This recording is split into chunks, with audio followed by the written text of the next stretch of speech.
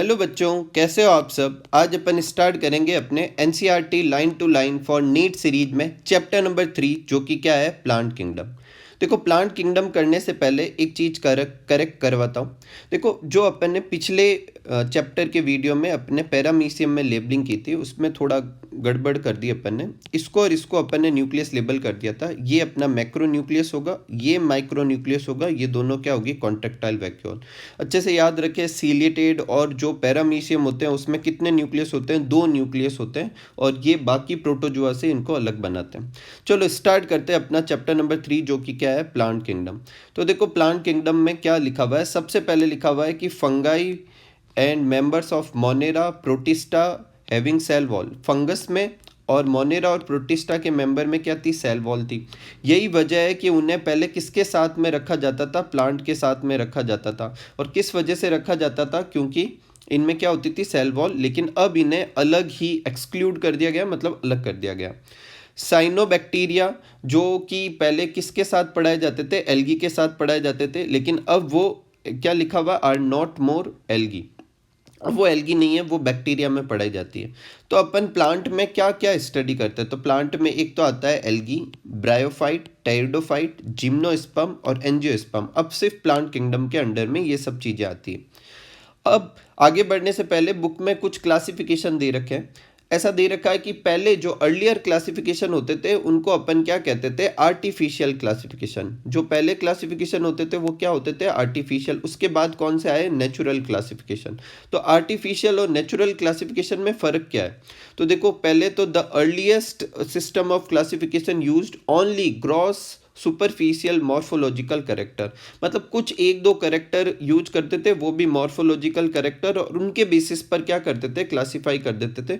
ऐसे क्लासिफिकेशन को क्या कहते हैं, आर्टिफिशियल क्लासिफिकेशन। और उसमें जैसे हैबिटाट हो गया, कलर हो गया, नंबर हो गया, शेप ऑफ लीफ हो गया, ऐसे करेक्टर का इस्तेमाल करते थे। लीनियस ने भी एक सिस्टम दिया था क्लासिफिकेशन का, और वो कौन सा था, आर्टिफिशियल। अच्छे से याद रखें, लीनियर का जो क्लासिफिकेशन का सिस्टम था वो कौन सा था, आर्टिफिशियल क्लासिफिकेशन का सिस्टम था। उन्होंने एंड्रोसियम के स्ट्रक्चर के बेसिस पर, ये भी याद रखें, उन्होंने किस करेक्टर का इस्तेमाल किया, एंड्रोसियम के स्ट्रक्चर के बेसिस पर क्लासिफाई किया था। दे सेपरेटेड। अब इसमें आर्टिफिशियल में प्रॉब्लम क्या है, तो प्रॉब्लम ये है कि they separate the closely related species since they were based on a few character. एक दो करेक्टर होने की वजह से जो एक जैसे थे उनको भी अलग अलग रख देते थे, और जिनमें जरूरत से ज़्यादा डिफरेंसेस थे उनको एक साथ रख देते थे। आर्टिफिशियल सिस्टम ऑफ क्लासिफिकेशन जो था वो इक्वल वेटेज देता है वेजिटेटिव और सेक्सुअल कैरेक्टर को, बराबर ही इंपॉर्टेंस देता है। और ये एक्सेप्टेबल नहीं है। क्यों, क्योंकि वेजिटेटिव कैरेक्टर जो होते हैं वो तो एनवायरनमेंट के हिसाब से क्या हो सकते हैं, चेंज हो सकते हैं। तो वापस रिपीट करते हैं, पहला क्लासिफिकेशन का सिस्टम कौन सा था, आर्टिफिशियल। किस पर बेस्ड होता है, ये ग्रॉस मॉर्फोलॉजिकल कैरेक्टर पे बेस्ड। क्या किसी ने ऐसा क्लासिफिकेशन का सिस्टम दे रखा है, तो कैरोलस लीनियस ने दे रखा है। कैरोलस लीनियस ने किसके बेस पर अरेंज किया था, तो एंड्रोसियम के स्ट्रक्चर पर अरेंज किया था। अब इसमें प्रॉब्लम या ड्रॉबैक क्या है, तो दो ड्रॉबैक है। पहला तो ये क्या करता है, क्लोजली रिलेटेड स्पीसीज को क्या करता है, अलग अलग ग्रुप में रख देता है, या जो ज़्यादा अलग अलग है उन्हें एक साथ रख देता है। और दूसरा क्या है, ये इक्वल वेटेज देता है वेजिटेटिव और सेक्सुअल कैरेक्टर को, जो कि क्या है, गलत है। और क्यों गलत है, क्योंकि ये जो सिस्टम जो होता है इसमें वेजिटेटिव कैरेक्टर को इक्वल इंपॉर्टेंस दे दी, और वेजिटेटिव कैरेक्टर तो एनवायरनमेंट के हिसाब से क्या होते हैं, अफेक्ट होते हैं। अब आता है सेकंड क्लासिफिकेशन का सिस्टम, जो कि कौन सा है, अपना नेचुरल क्लासिफिकेशन का सिस्टम। अब जो नेचुरल क्लासिफिकेशन का सिस्टम जो है वो क्या होता है, किस पर बेस्ड होता है, natural affinity among the organism and consider not only external feature, सिर्फ एक्सटर्नल फीचर ही नहीं, साथ में internal feature like ultra structure, anatomy, embryology, phytochemistry, इन सब का इस्तेमाल करता है। क्या किसी ने नेचुरल क्लासिफिकेशन दे रखा है, तो अपनी बुक में दे रखा है, बेंथम और हुकर, इनका जो फ्लावरिंग प्लांट का क्लासिफिकेशन था वो कौन सा था, नेचुरल क्लासिफिकेशन।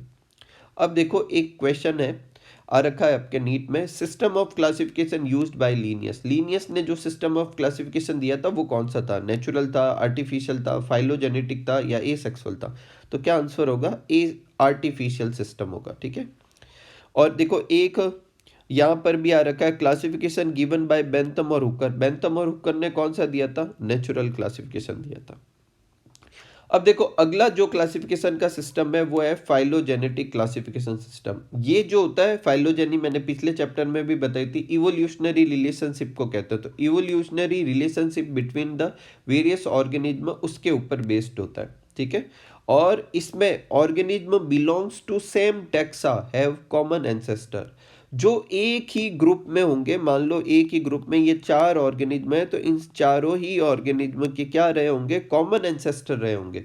और यही बेसिस होता है किसका, फाइलोजेनेटिक क्लासिफिकेशन का। इस पर भी देखो क्वेश्चन आ रखा है कि phylogenetic system of classification is based on, तो किस पर बेस्ड होता है, इवोल्यूशनरी रिलेशनशिप पर। अब कुछ और मतलब टूल्स पढ़ने अपन को, जैसे न्यूमेरिकल टैक्सोनॉमी। अब न्यूमेरिकल टैक्सोनॉमी क्या करती है, पहले तो ये कंप्यूटर से क्या की जाती है टैक्सोनॉमी। इसमें क्या करते हैं, जितने भी करेक्टर होते हैं उन सारे करेक्टर को नंबर और कोड दे देते हैं। अब इन डेटा को प्रोसेस करेंगे और each character is given equal importance, her character को इक्वल इंपोर्टेंस देंगे और उन्हें नंबर और कोड दे देंगे। फिर वो कंप्यूटर कैलकुलेट करेगा कि दो ग्रुप के बीच में या दो ऑर्गेनिज्म के बीच में कितने करेक्टर मैच करते हैं। ज़्यादा करेक्टर मैच करेंगे तो उन्हें एक ग्रुप में रख देंगे, कम करेंगे तो अलग अलग ग्रुप में रख देंगे। एक होती है साइटोटैक्सोनॉमी।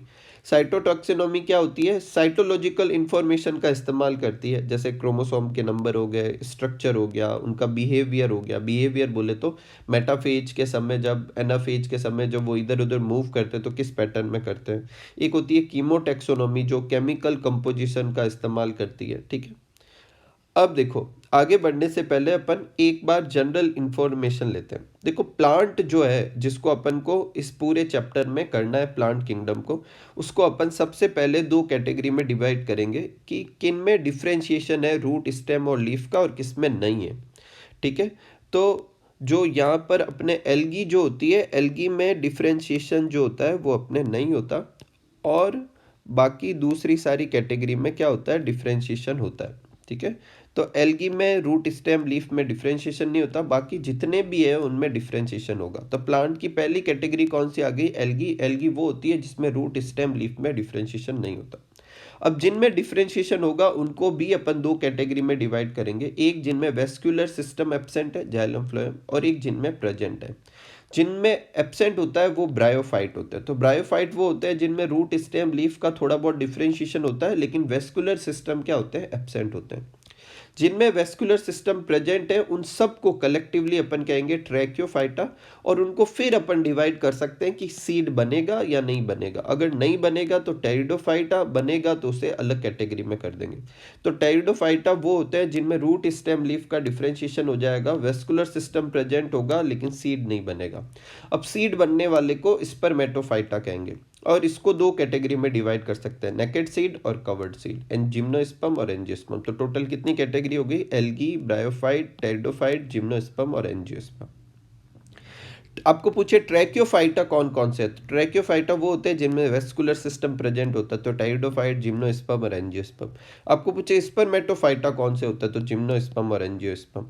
एक क्रिप्टोगैम्स और फेंड्रोगैम्स दो वर्ड होते हैं। क्रिप्टोगैम्स वो होते हैं जिनमें हिडन रिप्रोडक्टिव ऑर्गन होते हैं, तो एल्गी, ब्रायोफाइट और टेरिडोफाइट जो होते हैं वो क्रिप्टोगैम्स में आते हैं, और जिम्नोस्पर्म और एंजियोस्पर्म फेनेरोगैम्स में आते हैं। एक आपको पूछे वेस्कुलर क्रिप्टोगैम्स कौन से हैं, तो वेस्कुलर मतलब जिसमें वेस्कुलर सिस्टम प्रेजेंट है, और क्रिप्टोगैम्स जिसमें हिडन स्ट्रक्चर है।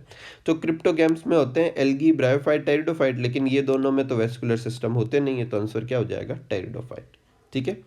एक देखो इस चैप्टर में आगे बढ़ने से पहले एक चीज मैं आपको कराता हूँ।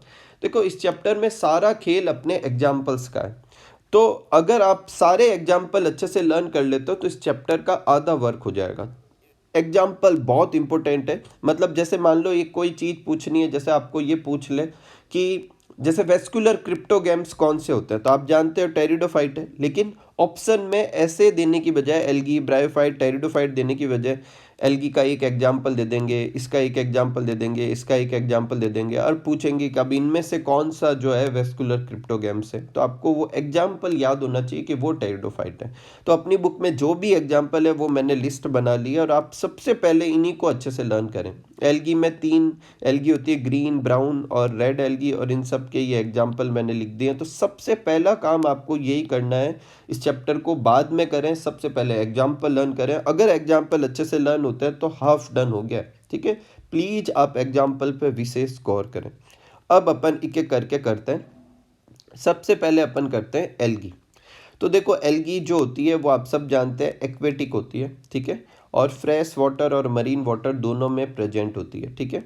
अदर हैबिटाट उसके अलावा मॉइस्ट स्टोन पर हो सकती है, मॉइस्ट सॉइल पे हो सकती है, वुड पर हो सकती है। कभी कभी एल्गी जो होती है वो एसोसिएशन, सिम्बायोटिक एसोसिएशन के फॉर्म में भी प्रेजेंट होती है। जैसे फंगस के साथ एसोसिएशन इसका क्या कहलाता है, लाइकन कहलाता है।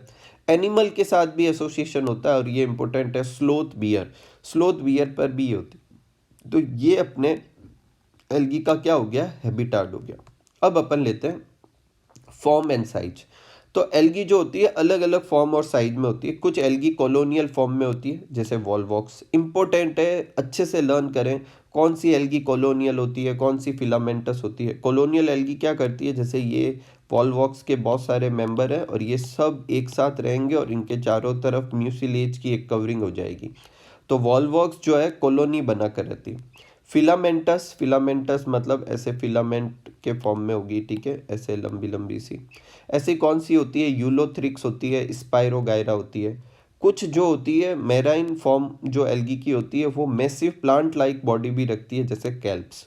तो अगर आपको पूछे कि कॉलोनियल एल्गी का एग्जाम्पल बताइए तो वॉलवॉक्स, फिलामेंटस एल्गी का एग्जाम्पल बताइए तो यूलोथ्रिक्स और स्पाइरोगायरा। अगर आपको पूछे मेराइन फॉर्म का ऐसा एग्जाम्पल बताइए जो मैसिव प्लांट बॉडी बनाता है तो कैल्प्स हो गए। अगर आपको पूछे यूनिसेलुलर एल्गी का एग्जाम्पल बताइए तो क्लेमाइडोमोनास और क्लोरेला दो यूनिसेलुलर एल्गी होती है। एक चीज याद रखें, स्पाइरुलिना ये जो है वैसे तो साइनोबैक्टीरिया है, लेकिन आपको अगर चूज करना हो यूनिसेलुलर एल्गी तो ये भी यूनिसेलुलर ही होती है, ठीक है, तो इसका नाम भी ऐड कर सकते हैं। नेक्स्ट है रिप्रोडक्शन देखते हैं। तो एल्गी में वेजिटेटिव, एसेक्सुअल और सेक्सुअल तीनों मोड से रिप्रोडक्शन होता है। वेजिटेटिव में फ्रेगमेंटेशन होगा, हाँ अगर वो यूनिसेलुलर है तो दूसरे मोड हो सकते हैं, लेकिन जनरली इसमें कौन सा मोड होता है, वेजिटेटिव में फ्रेगमेंटेशन मोड का इस्तेमाल होता है, ठीक है। देखो यहाँ मैंने सब लिख दिया, एक बार मैं यहाँ से रीड कर देता हूँ। वेजिटेटिव किससे होता है, फ्रेगमेंटेशन से होता है। एसेक्सुअल रिप्रोडक्शन जो होता है जनरली जू स्पोर होता है, कुछ में एप्लेनोस्पोर मतलब नॉन मोटाइल स्पोर होते हैं। अब सेक्सुअल रिप्रोडक्शन गैमिट से होता है, लेकिन यहाँ गैमिट जो होते हैं वो तीन कैटेगरी के हो सकते हैं और ये बहुत ही इंपॉर्टेंट क्वेश्चन बनता है। आइसोगैमस जिसमें गैमिट एक जैसे होंगे, ये भी दो तरीके के हो सकते हैं। आइसोगैमस फ्लैजिलेटेड जिसमें फ्लैजिला है और फिर सिमिलर इन साइज है। आइसोगैमस ऐसे जो नॉन फ्लैजिलेटेड है। तो आइसोगैमस फ्लैजिलेटेड का एग्जाम्पल है यूलोथ्रिक्स और क्लेडोफोरा, और आइसोगैमस नॉन फ्लैजिलेटेड का एग्जाम्पल है स्पाइरोगायरा। क्लेडोफोरा का एग्जाम्पल अपने 12th एनसीईआरटी के फर्स्ट चैप्टर में दे रखा है, ठीक है। एन आइसोगैमस का एग्जाम्पल है यूडोरिना और ऊगैमस का एग्जाम्पल है वॉलवॉक्स, फ्यूकस और ऑल रेड एल्गी। तो रेड एल्गी का कोई भी एग्जाम्पल वॉलवॉक्स और फ्यूकस ऊगैमस होंगे। अब ऊगैमस क्या होता है, इसमें जो फीमेल गैमिट होता है वो लार्ज होता है, नॉन मोटाइल होता है और अपनी जगह पर ही रुकेगा। मेल जो होगा वो मोटाइल होगा और स्मॉलर होगा और वो वहाँ तक आएगा, कहाँ तक, फीमेल गैमिट तक, ठीक है। ये सब अपने रिप्रोडक्शन का था। रिप्रोडक्शन के एग्जाम्पल बहुत इंपॉर्टेंट है, अभी अपन PYQ देखेंगे तो देखना उसमें काफ़ी क्वेश्चन होंगे। तो वापस एक बार रीड कर देते हैं। वेजिटेटिव रिप्रोडक्शन होता है फ्रेगमेंटेशन से। ए सेक्सुअल रिप्रोडक्शन स्पोर से होता है। जनरली मोस्ट कॉमन फॉर्म कौन सी होती है स्पोर की, जू स्पोर होती है। कुछ में नॉन मोटाइल भी होते हैं। सेक्सुअल रिप्रोडक्शन जो होता है वो जो होता है गैमेट के थ्रू होता है, फ्यूजन ऑफ टू गैमेट। अब ये अलग अलग देखो लिखा हुआ है ना, फ्लैजिलेटेड और सिमिलर इन साइज मतलब आइसोगैमस और फ्लैजिलेटेड यूलोथ्रिक्स हो गया। नॉन फ्लैजिलेटेड और आइसोगैमस तो वो स्पाइरोगायरा हो गया, ये सब आइसोगैमस के थे। एन आइसोगैमस में यूडोरिना और ऊगैमस में वॉलवॉक्स और फ्यूकस हो जाएंगे, ठीक है। मोस्ट कॉमन एसेक्सुअल मोड, तो फंगस में मोस्ट कॉमन ये नहीं पूछ रहा कि कौन सा होता है, फंगस में भी जूस्पोर बनते हैं, लेकिन मोस्ट कॉमन कौन सा था, कॉनिडिया, जो कि एक तरह का नॉन मोटाइल स्पोर होता है। और एल्गी में मोस्ट कॉमन फॉर्म पूछे तो कौन सी होगी, जू स्पोर होगी, ठीक है। नेक्स्ट देखो अपनी बुक में कुछ एग्जाम्पल के डायग्राम दे रखे हैं, तो डायग्राम आप अच्छे से देखें, आइडेंटिफाई करना सीखें। कभी कभी ऐसे होता है कि आपको सिर्फ डायग्राम दे देते हैं और फिर बहुत सारे चार डायग्राम दे देते हैं और कहते हैं ये किस किस का है। तो ये डायग्राम जो है अपनी बुक में दे रखा है, देखो अपने क्या लिखा हुआ है, ये वॉल्वॉक्स का है। तो ये वाला डायग्राम तो है वॉल्वॉक्स का जो कॉलोनियल फॉर्म में है, जैसे ये देखो लेबल कर रखा है डॉटर कॉलोनी, जो लेबलिंग कर रखी है उसको भी आप अच्छे से करें, ये पेरेंट कॉलोनी। ये डायग्राम दे रखा है यूलोथ्रिक्स का, तो वॉल्वॉक्स और यूलोथ्रिक्स दो एग्जाम्पल दे रखे हैं अपने ग्रीन एल्गी के लिए। फिर जो ये तीन एग्जाम्पल दे रखे हैं ये अपने ब्राउन एल्गी के दे रखे हैं। अब ये एग्जाम्पल किस किस के हैं, देखो यहाँ लिखा हुआ है लेमिनेरिया के, फ्यूकस के और डिक्टियोटा का। तो ये लेमिनेरिया का है, ये फ्यूकस का है, ये डिक्टियोटा का है। इन सब में देखो, इन सब में कॉमन है कि इन सब में तीन स्ट्रक्चर दिख रहा है आपको, होल्ड फास्ट, स्ट्राइप और फ्रॉन्ड। तो होल्ड फास्ट जो होता है वो एक सबस्ट्रेटम से जुड़ने का स्ट्रक्चर है। ये स्टॉक लाइक स्ट्रक्चर जो होता है इस टाइप होता है। इनका फोटोसिंथेटिक ऑर्गन जो होता है वो क्या कहलाता है, फ्रॉन्ड कहलाता है। तो आपको पूछा जा सकता है कि फ्रॉन्ड कैसा ऑर्गन है, तो एक फोटोसिंथेटिक ऑर्गन। फिर ये रेड एल्गी के एग्जाम्पल दे रखे हैं। रेड एल्गी में देखो ये पोरफायरा है, ये पॉलीसाइफोनिया है। देखो पॉलीसाइफोनिया बहुत ज़्यादा डेवलप्ड स्ट्रक्चर दिख रहा है, इसका ब्रांचिंग है, ठीक है, मेन एक्सिस है। तो आप डायग्राम पे भी फोकस करें। नेक्स्ट है, अब आगे बढ़ते हैं और एल्गी की लेते हैं इकोनॉमिक इंपोर्टेंस। तो एल्गी की इकोनॉमिक इंपोर्टेंस देखो, पहली इंपोर्टेंस है कि half of the total CO2 ये फिक्स करते हैं। फूड प्रोडक्ट मतलब बहुत सारी एल्गी जो होती है इडिबल होती है, उसमें कौन कौन सी आती है, पोरफायरा आती है, लेमिनेरिया आती है और सार्गेसम आती है, ये इडिबल एल्गी। इनसे हाइड्रोकोलॉइड्स मिलते हैं। हाइड्रोकोलॉइड ऐसे सब्सटेंस को कहते हैं जो वाटर को होल्ड कर सकते हैं। तो एल्जीन होता है ब्राउन एल्गी में और कैराजीन होता है, काराजीन होता है रेड एल्गी में। तो एल्जीन और कैराजीन क्या होता है, हाइड्रोकोलॉइड होते हैं और ये किस में होते हैं, एल्गी से मिलते हैं। एल्जीन मिलता है ब्राउन एल्गी से, काराजीन मिलता है रेड एल्गी से। एक अगर अगर आपने सुना होगा तो अगार जो होता है वो जेलीडियम और ग्रेसिलेरिया से मिलता है और ये जो होता है माइक्रोब्स को ग्रो करने में, आइसक्रीम वगैरह, जेली वगैरह बनाने में इस्तेमाल किया जा सकता है। एक क्लोरेला जो होती है वो प्रोटीन रिच होने की वजह से फूड सप्लीमेंट के फॉर्म में इस्तेमाल होती है स्पेस में। क्लोरेला के साथ साथ स्पाइरुलिना जो कि साइनोबैक्टीरिया, याद रखें, वो भी इस्तेमाल में होती है। तो वो सब यहाँ पे लिखा हुआ है देखो। At least half of the total carbon dioxide जो होती है वो फिक्स की जाती है किसके, एल्गी के, क्योंकि एल्गी जो होती है फोटोसिंथेटिक होती है, ठीक है। अब पोरफायरा, लेमिनेरिया, सार्गेसम ये और इसके अलावा 17 स्पीसीज मैराइन एल्गी की ऐसी है जो किसकी तरह यूज होती है, फूड की तरह। और कुछ एल्गी में देखो हाइड्रोकोलाइड्स और वाटर होल्डिंग सब्सटेंस होते हैं। तो जैसे एल्जीन जो होता है वो किस में होता है, ब्राउन एल्गी में। काराजीन किस में होता है, रेड एल्गी में। और ये इनका भी इस्तेमाल किया जाता है। अगर जो होता है वो किससे ऑब्टेन करते हैं, जेलीडियम और ग्रेसिलेरिया से, और इसे आइसक्रीम और जेलीज वगैरह बनाने में इस्तेमाल किया जाता है। क्लोरेला जो होता है एक यूनिसेलुलर एल्गा है, मैंने पहले भी बताया। क्लोरेला याद रखें, क्लेमाइडोमोनास याद रखें और स्पाइरुलिना भी याद कर लें, वो भी यूनिसेलुलर ही होती है, ठीक है। और ये प्रोटीन रिच होने की वजह से फूड सप्लीमेंट के फॉर्म में इस्तेमाल होती है। अब एल्गी जो है उसकी तीन क्लासें होती है, क्लोरोफाइसी, फियोफाइसी और Rhodophyceae. Chlorophyceae green algae, Phaeophyceae brown algae, Rhodophyceae red algae.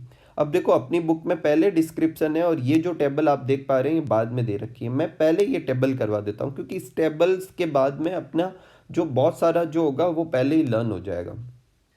तो एल्गी की तीन क्लासेज होती है, टेबल बहुत अच्छे से करेंगे वाली, ठीक है। एल्गी की तीन क्लासेज होती है, क्लोरोफाइसी, फियोफाइसी और रोडोफाइसी। आप अपनी एनसीईआरटी में अगला पेज निकाल लें, उस पर दे रखिए। क्लोरोफाइसी जो होती है उसे कॉमनली ग्रीन एल्गी कहते हैं क्योंकि ये जो होती है मतलब ग्रीनिश टाइप की होती है। ये ब्राउन एल्गी कहलाती है, ये रेड एल्गी कहलाती है। इन तीनों में देखो chlorophyll A, chlorophyll A, chlorophyll A, तीनों में ही क्लोरोफिल ए होता है। अगर पूछे कि ऐसा कौन सा क्लोरोफिल है जो इन तीनों में ही कॉमन है तो क्लोरोफिल ए। लेकिन दूसरा मॉलिक्यूल अलग अलग है, जैसे क्लोरोफिल बी होता है क्लोरोफाइसी में, क्लोरोफिल सी होता है फियोफाइसी में, क्लोरोफिल डी होता है रोडोफाइसी में। इसके अलावा फियोफाइसी में फ्यूकोजेंथीन होता है, रोडोफाइसी में फाइको इरिथ्रीन होता है और इसी की वजह से ये ब्राउन होता है, इसी की वजह से ये रेड होती है। स्टोर फूड देखो, सारे जो होते हैं वो फोटोसिंथेसिस करके ग्लूकोज बनाते हैं, लेकिन स्टोर किस फॉर्म में करते हैं वो अलग अलग होता है। तो क्लोरोफाइसी अपना फूड स्टोर करती है स्टार्च के फॉर्म में। फियोफाइसी जो होता है मैनिटॉल और लेमिनेरियन इसके फॉर्म में स्टोर करती है। और अभी आप अपन PYQ मिलाएंगे तो बहुत सारे क्वेश्चन स्टोर फूड पे भी होंगे। रोडोफाइसी जो होती है वो फ्लोरिडीन स्टार्च बनाती है। क्या बनाती है, फ्लोरिडीन स्टार्च स्टोर फूड के फॉर्म में। जहाँ तक सेल वॉल की बात की जाए, सब में सेलुलोज तो होता ही है, लेकिन सेलुलोज के अलावा और भी कुछ होता है। जैसे कि क्लोरोफाइसी में एनसीईआरटी में जहाँ थ्योरी दे रखी है वहाँ लिखा हुआ है आउटर एक लेयर होती है पेक्टोज की। फियोफाइसी में अभी अपन ने देखा एल्जीन होता है। रोडोफाइसी में अपन ने देखा कि क्या होता है, कैराजीन वगैरह होता है, पैक्टीन और पॉलीसल्फेट एस्टर वगैरह होता है, कैराजीन वगैरह होता है। अब बात करते हैं इसमें फ्लैजिलर नंबर और पोजीशन एंड इंसर्शन। बेसिकली ये इनके जो भी स्ट्रक्चर बनेंगे, सेक्सुअल एसेक्सुअल स्ट्रक्चर बनेंगे स्पोर, उनकी बात करें तो क्लोरोफाइसी में 2 से 8 फ्लैजिला होगी, इक्वल होगी और एपिकल पे होगी। जैसे यहाँ पर हो गई एपिकल, और 2 हो सकती है, 2 से 8 तक हो सकती है। फियोफाइसी में 2 ही होगी लेकिन अनइक्वल होगी और लेटरल साइड में होगी। ठीक है, लेटरल साइड क्या होती है, जैसे ये, ठीक है, इस साइड में होगी। अनइक्वल एक बड़ी और एक छोटी, लेकिन 2 हो सकती है। पीयर शेप के होते हैं ये। रोडोफाइसी में देखो एब्सेंट, तो याद रखें किस में स्पोर जो होंगे वो नॉन मोटाइल होंगे, तो रोडोफाइसी में नॉन मोटाइल होंगे। ठीक है, नेक्स्ट है कि हैबिटाट। तो क्लोरोफाइसी जो होती है वो फ्रेश वाटर में भी हो सकती है। ब्रेकिस वाटर वो वाटर होता है जहाँ पर ओशियन का पानी जो होता है रिवर के पानी से में मिलता है, मतलब थोड़ा मिक्स हो जाता है दोनों, उस जगह पर भी क्लोरोफाइसी होती है। Fresh water, brackish water, salt water, तीनों में ही होती है। फियोफाइसी फ्रेश वाटर में बहुत ही रेयर है, जनरली वो ब्रेकिस और सॉल्टी वाटर में होती है। और रोडोफाइसी भी जो होती है ब्रेकिस और सॉल्टी वाटर में। फियोफाइसी और रोडोफाइसी जनरली मरीन वाटर में होती है, जबकि ये जो होती है वो तीनों ही पानी में इक्वली होती है। तो ये कुछ की पॉइंट है, आप इस टेबल को बार बार अच्छे से लर्न करें। देखो जितनी एनसीईआरटी आपको उतनी लर्न हो जाएगी तो बहुत बड़ी बात है। उसके अलावा अपने आप को क्लमजी ना करें। कोई एक आधी इंफॉर्मेशन हो तो एक्स्ट्रा याद कर सकते हैं, लेकिन बाकी अपनी एनसीईआरटी के एग्जाम्पल सारी डिटेल लाइन टू लाइन अच्छे से लर्न करें। नेक्स्ट देखो, क्लोरोफिल ए जो है वो सारी एल्गी में था। रिप्रोडक्शन जहाँ तक बात की जाए, वेजिटेटिव रिप्रोडक्शन जो होता है फ्रेगमेंटेशन से होता है, और सारी मल्टी सेलुलर जो होगी एल्गी में होगा, मतलब क्लेमाइडोमोनास में नहीं होगा क्योंकि वो फ्रेगमेंटेशन नहीं दे सकते क्योंकि मल्टी सेलुलर नहीं है। ए सेक्सुअल अपन ने देखा है कि जू स्पोर से होता है, कुछ में एप्लेनो स्पोर होता है। एप्लेनो स्पोर सिर्फ किस में होता है, रेड एल्गी में, अभी अपन ने ये भी देख लिया।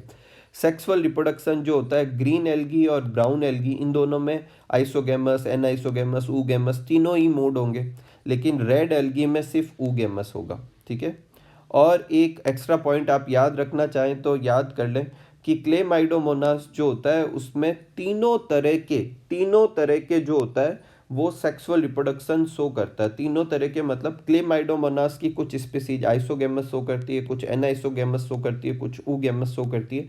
अभी एनसीईआरटी में नहीं लिखा हुआ, लेकिन जो होता है बहुत सारी बुक्स में लिखा हुआ है, आप याद रख सकते हैं। तो अगर क्लेमाइडोमोनास ऑप्शन में हो तो आइसोगेमस में भी सही है, एनाइसोगेमस में भी सही है और ऊगेमस में भी सही है। नेक्स्ट देखो, लाइफ साइकिल का आउटलाइन ले लेते हैं। तो जो एल्गी जो होती है उनकी मेन पेरेंट बॉडी जो होती है वो गैमेटोफाइट होती है। गैमेटोफाइट मतलब हेप्लॉइड होती है। ठीक है, फिर उसमें माइटोसिस से गैमेट बनते हैं। गैमेटोफाइट वो स्ट्रक्चर होगा जो गैमेट बनाएगा। स्पोरोफाइट 2n स्ट्रक्चर होगा और वो हमेशा स्पोर बनाएगा। तो यहाँ गैमेटोफाइट होता है मेन पेरेंट बॉडी, माइटोसिस से गैमेट बनेंगे, गैमेट में फर्टिलाइजेशन होगा, जाइगोट बनेंगे। लेकिन इस जाइगोट के अलावा इसमें और कोई डिप्लॉयड स्ट्रक्चर नहीं होता। जाइगोट हाथों हाथ एक बहुत ही इंपॉर्टेंट फीचर है, इसका आपको याद रखना है। जाइगोटिक मियोसिस शो करता है। क्या शो करता है, जाइगोटिक मियोसिस। और ये इनका करेक्टरिस्टिक फीचर है। अगर आपको पूछे कि कौन सा प्लांट किंगडम का मेंबर जाइगोटिक मियोसिस शो करता है, तो वो सिर्फ एल्गी होगी। ठीक है, उससे क्या बन जाएंगे, स्पोर बन जाएंगे, और स्पोर वापस क्या बनाएंगे, मेन पेरेंट बॉडी। इसका मतलब जाइगोट के बाद में कोई भी एम्ब्रियो नहीं बना इसमें। ठीक है, तो एम्ब्रियो किस में नहीं बनता, तो इनमें नहीं बनता। और देखते हैं ये लाइफ साइकिल क्या कहलाएगा, हेप्लॉन्टिक लाइफ साइकिल कहलाएगा। हेप्लॉन्टिक क्यों कहलाया, क्योंकि इसका मेजर जो हिस्सा था वो सिर्फ कैसा था, हेप्लॉइड था। सिर्फ एक जाइगोट ही कैसा होता है, डिप्लॉइड होता है। अब इसके एक्सेप्शन की बात करते हैं। तो चैप्टर के सबसे लास्ट में, मतलब इसी एनसीईआरटी के सबसे लास्ट में जहाँ ये लाइफ साइकिल एक्सप्लेन है, वहाँ लिखा हुआ है कि एक्टोकार्पस, पॉलीसाइफोनिया और कैल्प्स जो होते हैं वो हेप्लोडिप्लॉन्टिक लाइफ साइकिल शो करते हैं, ना कि हेप्लॉन्टिक। और फ्यूकस जो होता है वो डिप्लॉन्टिक लाइफ साइकिल शो करता है, ये याद रखें। एक और एक्स्ट्रा पॉइंट है, algae has unicellular non jacketed sex organ होते हैं, मतलब सेक्स सेल भी कह सकते हैं। एंथ्रीडियम और ऊगोनियम वर्ड होते हैं, यूनिसेलुलर होते हैं, उनके ऊपर कोई जैकेट नहीं होते।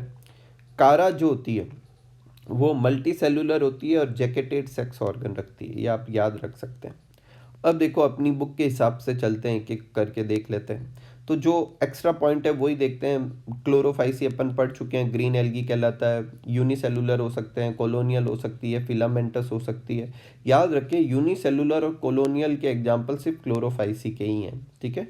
एनसीईआरटी लिखती है ग्रीन कैसा, ग्रास ग्रीन कलर के होते हैं। एक और पॉइंट इंपॉर्टेंट है कि क्लोरोफाइसी में जो क्लोरोप्लास्ट होते हैं वो अलग अलग शेप के हो सकते हैं, discoidal, plate like, reticulate, cup shape, spiral, ribbon shape, ठीक है।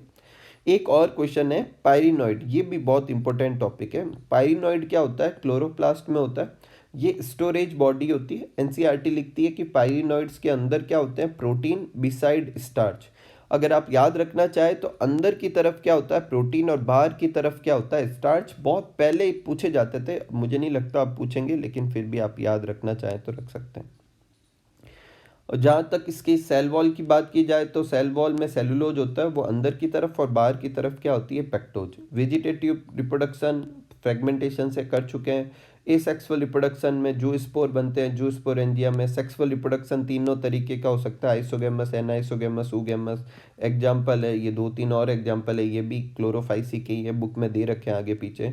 Eudorina, chlorella, Cladophora. क्लेडोफोरा अपने 12th में दे रखा है। नेक्स्ट है फियोफाइसी, आप जानते हैं ब्राउन एल्गी होती है, मेनली मरीन हैबिटाट में होती है। सिंपल ब्रांच स्ट्रक्चर हो सकता है। फिलामेंटस फॉर्म, अगर आपको पूछे कौन सी ब्राउन एल्गी जो है फिलामेंटस फॉर्म शो करती है तो कौन सी होती है, एक्टोकार्पस। अच्छे से ऐसे पॉइंट जो होते हैं उनको अच्छे से आप क्या करें, याद करें। प्रोफ्यूजली ब्रांच कौन सी होती है, कैल्प्स होती है। कैल्प्स जो होती है वो बहुत ज़्यादा क्या होती है, फैली हुई होती है, ठीक है, 100 मीटर तक फैल जाती है। पिगमेंट ए और सी होते हैं, अपन पढ़ चुके हैं। कैरोटिनॉइड, जेंथोफिल्स होते हैं, ये भी पढ़ चुके हैं। ऑलिव ग्रीन कलर से शेड्स ऑफ ब्राउन कलर की ये हो सकती है, ठीक है। नेक्स्ट है एल्गी के जो सेल वॉल होती है उसमें बाहर की तरफ किसकी कोटिंग होती है, एल्जीन, जो कि एक हाइड्रोकोलाइड है। एक इनके स्ट्रक्चर में 3 होते हैं, ये मैंने डायग्राम में आपको बताए थे। होल्ड फास्ट होता है, स्टाइप होता है और फ्रॉन्ड होता है, ठीक है। स्टाइप जो है इनमें फोटोसिंथेटिक ऑर्गन है। इसके अलावा एसेक्सुअल रिप्रोडक्शन इनमें भी बाई फ्लैजिलेटेड जू स्पोर से होता है। पियर शेप के होते हैं, अनइक्वल लेटरली अटैच फ्लैजिला, ये अपन ने उसमें देख लिए थे टेबल में। सेक्सुअल रिप्रोडक्शन की बात की जाए तो सेक्सुअल रिप्रोडक्शन तीनों ही मोड से होते हैं, आइसोगेमस, एनाइसोगेमस, ऊगेमस, तीनों ही तरीके से होते हैं। गैमिट्स जो होते हैं इनके पियर शेप के होते हैं, अभी ऊपर भी आया था। उनके ऊपर भी 2 लेटरली अटैच फ्लैजिला होती है। तो वो जो फ्लैजिला वाला टॉपिक था वो हर स्पोर के लिए है। Ectocarpus, Dictyota, laminaria, sargassum, Fucus और कैल्प्स इनके एग्जाम्पल है। नेक्स्ट है रोडोफाइसी। रोडोफाइसी में भी सारे पॉइंट अपन कर चुके हैं। रेड एल्गी होती है। पिगमेंट कौन सा होता है इसमें, फाइकोइरिथ्रिन होता है, जिसकी वजह से रेड एल्गी होती है। रेड एल्गी जो होती है वो मतलब वार्म एरिया, सरफेस पे तो होती है, डेप्थ में भी होती है। तो आपको पूछे कि डीपेस्ट एल्गी कौन सी होती है तो आप कौन सा नाम लिखेंगे, रेड एल्गी लिखेंगे। फूड जो स्टोर होता है इनके फ्लोरिडीन स्टार्च के फॉर्म में होता है। एनसीईआरटी लिखती है कि ये एमाइलोपेक्टिन और ग्लाइकोजन के स्ट्रक्चर जैसा स्ट्रक्चर रखती है। देखो हर लाइन टू लाइन आपको याद करनी है। अब जैसे इस लाइन पर एनसीईआर आपके नीट में क्वेश्चन आ रखा है। वेजिटेटिव जो होता है फ्रेगमेंटेशन से, ए सेक्सुअल नॉन मोटाइल स्पोर से, और सेक्सुअल भी नॉन मोटाइल स्पोर से। इसमें ऊगेमस जो होता है उसमें भी जो मेल गैमिट होगा वो नॉन मोटाइल होता है, वो वाटर करंट के साथ में मूव करता हुआ आता है, ठीक है।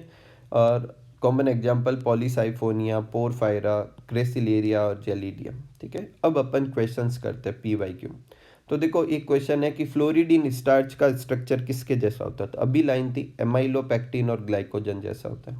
एक अपन ने डायग्राम में देखा था कॉलोनियल एल्गी कौन सी होती है, तो वॉलवॉक्स एक क्या होती है, कॉलोनियल एल्गी होती है। एक अपने क्वेश्चन था कि विच of the following pairs of unicellular algae, तो मैंने आपको बताया था यूनिसेलुलर एल्गी कौन सी होती है, क्लेमाइडोमोनास और क्लोरेला। क्लोरेला दिख रहा है लेकिन साथ में स्पाइरुलिना दिखा हुआ है। वैसे स्पाइरुलिना यूनिसेलुलर एल्गी तो नहीं होता लेकिन यूनिसेलुलर तो है, बाकी सब तो वैसे भी मल्टी सेलुलर है, तो फिर अपन इसी को टिक करेंगे। Which one of the following statement is wrong, कौन सा स्टेटमेंट रॉन्ग है, तो देखो algae increase the level of dissolve oxygen, सही है। एल्गी फोटोसिंथेसिस करती है तो O2 रिलीज करेगी। Algin is obtain from red algae and carrageenan obtain from brown algae. थोड़ा स्विच कर दिया, एल्जीन जो होता है वो ब्राउन एल्गी से होता है, कैराजीन जो होता है वो रेड एल्गी से, तो ये रॉन्ग हो गया। अगर अगर जो होता है जेलिडियम और ग्रेसिलेरिया से ऑब्टेन होता है, ये सही है। लेमिनेरिया और सार्गेसम ईडिबल फूड है, ये भी सही। नेक्स्ट है which one of the following statement is wrong, कौन सा स्टेटमेंट रॉन्ग है। तो क्लोरेला और स्पाइरुलिना जो होता है स्पेस फूड की तरह इस्तेमाल होता है, सही है। एल्जीन और काराजीन जो होता है प्रोडक्ट एल्गी के, ये भी सही है। अगर अगर जेलिडियम और ग्रेसिलेरिया से ऑब्टेन होता है, ये भी सही है। मैनिटॉल जो होता है स्टोर फूड बताया रोडोफाइसी का, जबकि ये होता किसमें, फियोफाइसी का स्टोर फूड है। नेक्स्ट है male gamete are flagellated, male gamete किसमें फ्लैजिलेटेड होता है। तो देखो एनाबिना तो हो गई अपने ब्लू ग्रीन एल्गी, तो इसको तो हटा ही देते हैं। स्पाइरोगायरा आपको पता है तो स्पेशल केस है, अपने दे रखा है बुक में, दे रखा है कि आइसोगैमस के एग्जाम्पल में दे रखा है आइसोगैमस बट नॉन फ्लैजिलेटेड, तो ये भी नहीं होगी, ये भी नहीं होगी। और पॉलीसाइफोनिया रेड एल्गी का एग्जाम्पल है, रेड एल्गी में तो सब क्या होते हैं अपने नॉन मोटाइल ही होते हैं, तो पीछे क्या बचा, Ectocarpus. Which one of the following so isogamous with non flagellated, अभी मैंने बताया स्पाइरोगायरा जो होती है वो आइसोगैमस होती है नॉन फ्लैजिलेटेड में। नेक्स्ट है कौन सा स्टेटमेंट गलत है वो चूज करना है। तो पहला स्टेटमेंट ही गलत है क्योंकि उसमें लिखा हुआ है कि ऊमाइसिटीज मतलब जो ऊगेमस जो होते हैं उसमें फीमेल गैमिट स्मॉलर होता है, नहीं फीमेल गैमिट क्या होता है, बड़ा होता है और नॉन मोटाइल होता है। मेल गैमिट जो होता है छोटा होता है और मोटाइल होता है, तो यही गड़बड़ हो गई। बाकी ऑप्शन रीड कर लेते हैं। क्लेमाइडोमोनास आइसोगेमस एनाइसोगेमस शो करता है, ये मैंने पहले भी बता रखा है। फ्यूकस ऊगेमस शो करता है, ये भी बता रखा है। आइसोगेमस में स्ट्रक्चर फंक्शन ये सब सेम ही होते हैं, एनाइसोगेमस में स्ट्रक्चर फंक्शन अलग अलग होते हैं। नेक्स्ट है isogamous condition with non flagellated, फिर पूछा है देखो स्पाइरोगायरा। मैनिटॉल अभी मैंने बताया था, मैनिटॉल जो होता है वो किस में होता है, ब्राउन एल्गी। अब इसमें ब्राउन एल्गी का एग्जाम्पल कौन सा है, ये एक ही एग्जाम्पल दे रखा है, फ्यूकस। ठीक है।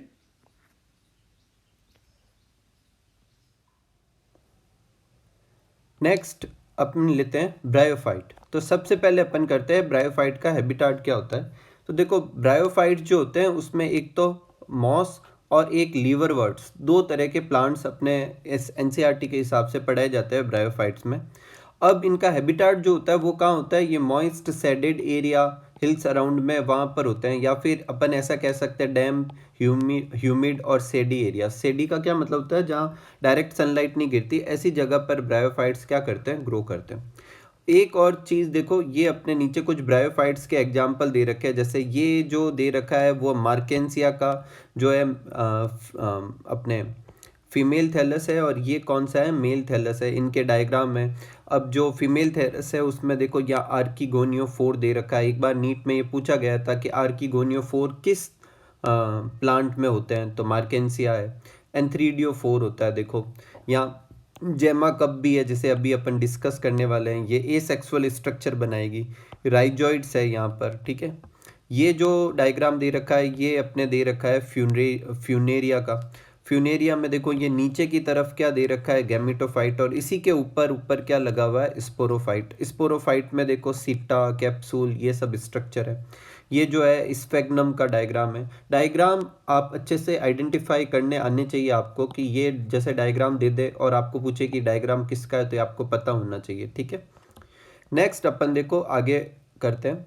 ब्रायोफाइट जो है उन्हें एम्फीबियंस ऑफ प्लांट किंगडम भी कहते हैं। ऐसा कहने की क्या वजह है कि ये सॉइल के ऊपर रह तो सकते हैं, लेकिन सेक्सुअल रिप्रोडक्शन के लिए इन्हें क्या चाहिए होता है, वाटर चाहिए होता है, इसलिए इन्हें एम्फीबियंस ऑफ प्लांट किंगडम कहते हैं, ठीक है। अगर इनकी इम्पोर्टेंस की बात की जाए तो वैसे तो अभी नीचे और इम्पोर्टेंस बताएंगे, लेकिन ये एक आप इम्पोर्टेंस याद रखें कि प्लांट सक्सेशन, सक्सेशन क्या होता है, किसी बेयर एरिया में धीरे धीरे करते हुए क्या बन जाना, एकदम स्टेबल कम्युनिटी बन जाना। फॉरेस्ट जैसी चीज़ की स्टेबल कम्युनिटी बन जाने को क्या कहते हैं, सक्सेशन कहते हैं।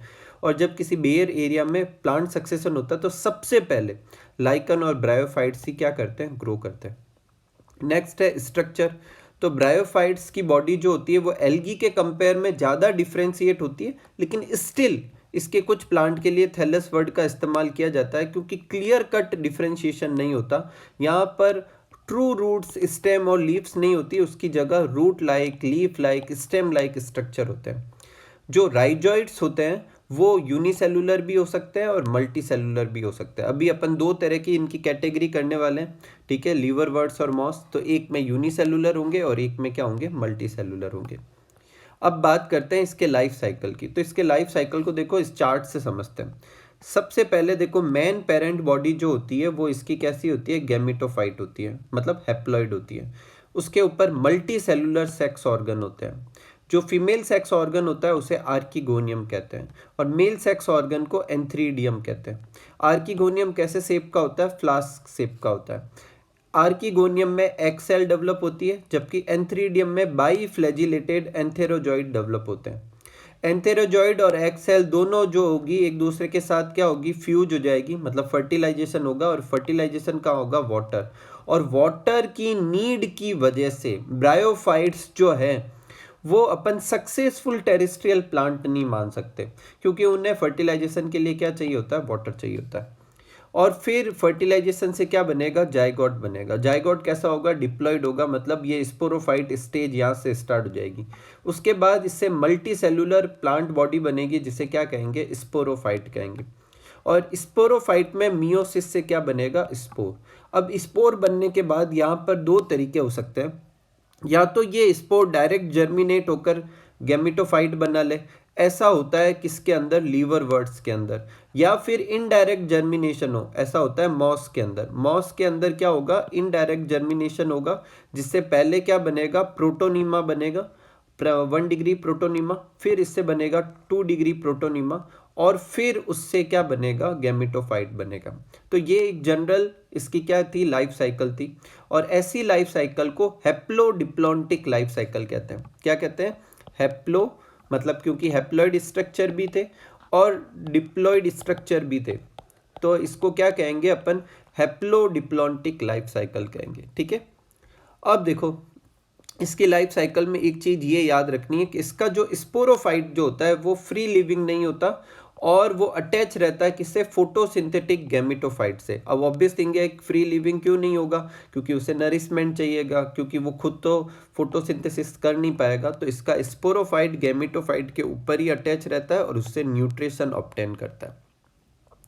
अब बात आती है इकोनॉमिक इंपोर्टेंस की। तो ब्रायोफाइट्स के इकोनॉमिक इंपोर्टेंस में एक याद रखना है कि ये फूड की तरह इस्तेमाल होता है, हर्बेसियस मैमल्स, बर्ड्स वगैरह कंज्यूम करते हैं।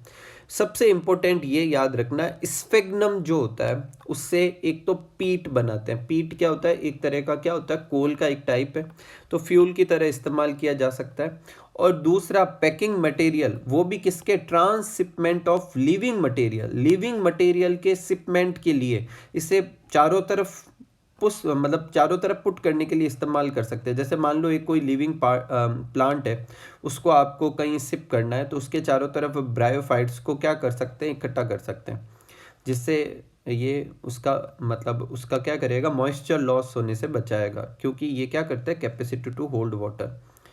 तो स्फेग्नम के दो इस्तेमाल अपनी बुक में दे रखे हैं, एक तो पीट की तरह इस्तेमाल करना और एक पैकिंग मटेरियल के लिए। और किसका पैकिंग मटेरियल, लिविंग मटेरियल के। दूसरा है मॉस और लाइकन, मैंने अभी बताया था फर्स्ट ऑर्गेनिज्म होते हैं प्लांट सक्सेशन में, तो पायोनियर कम्युनिटी की तरह आते हैं। पायोनियर कम्युनिटी क्या होती है, जो प्लांट सक्सेशन में सबसे फर्स्ट टाइम आते हैं उन्हें पायोनियर कम्युनिटी कहते हैं। तो लाइकन, लाइकन के बाद मॉस।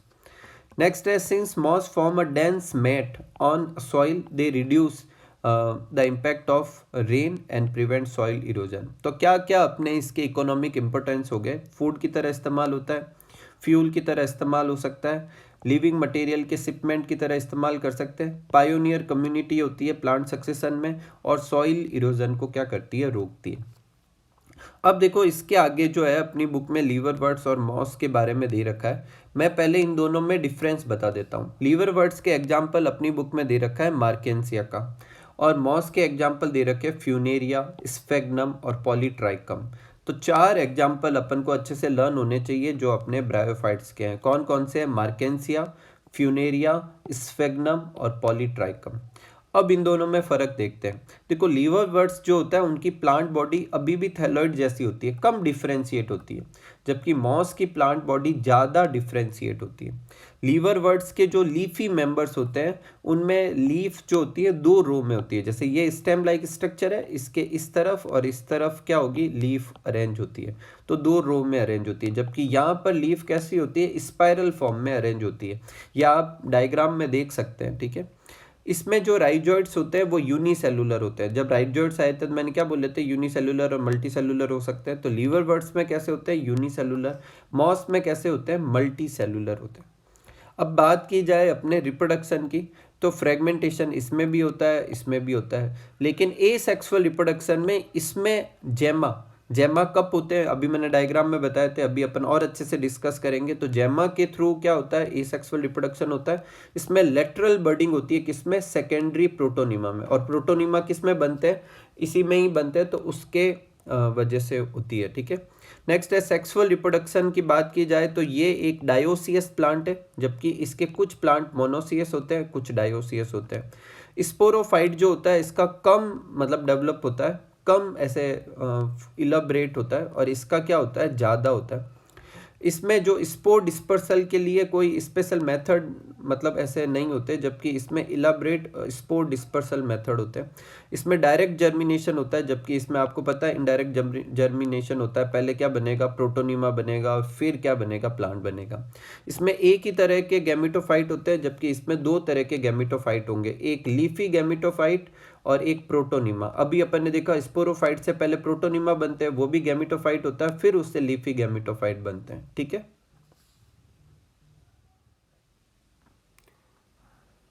तो पहले अपन लेते हैं लीवरवर्ट्स। तो देखो मैं एक पहले आपको चार्ट से समझा देता हूँ, फिर अपन NCERT line to line read करते हैं। ये अपन ने डायग्राम लिया है किसका, मार्केंसिया का, जो कि क्या है, लीवरवर्ट्स।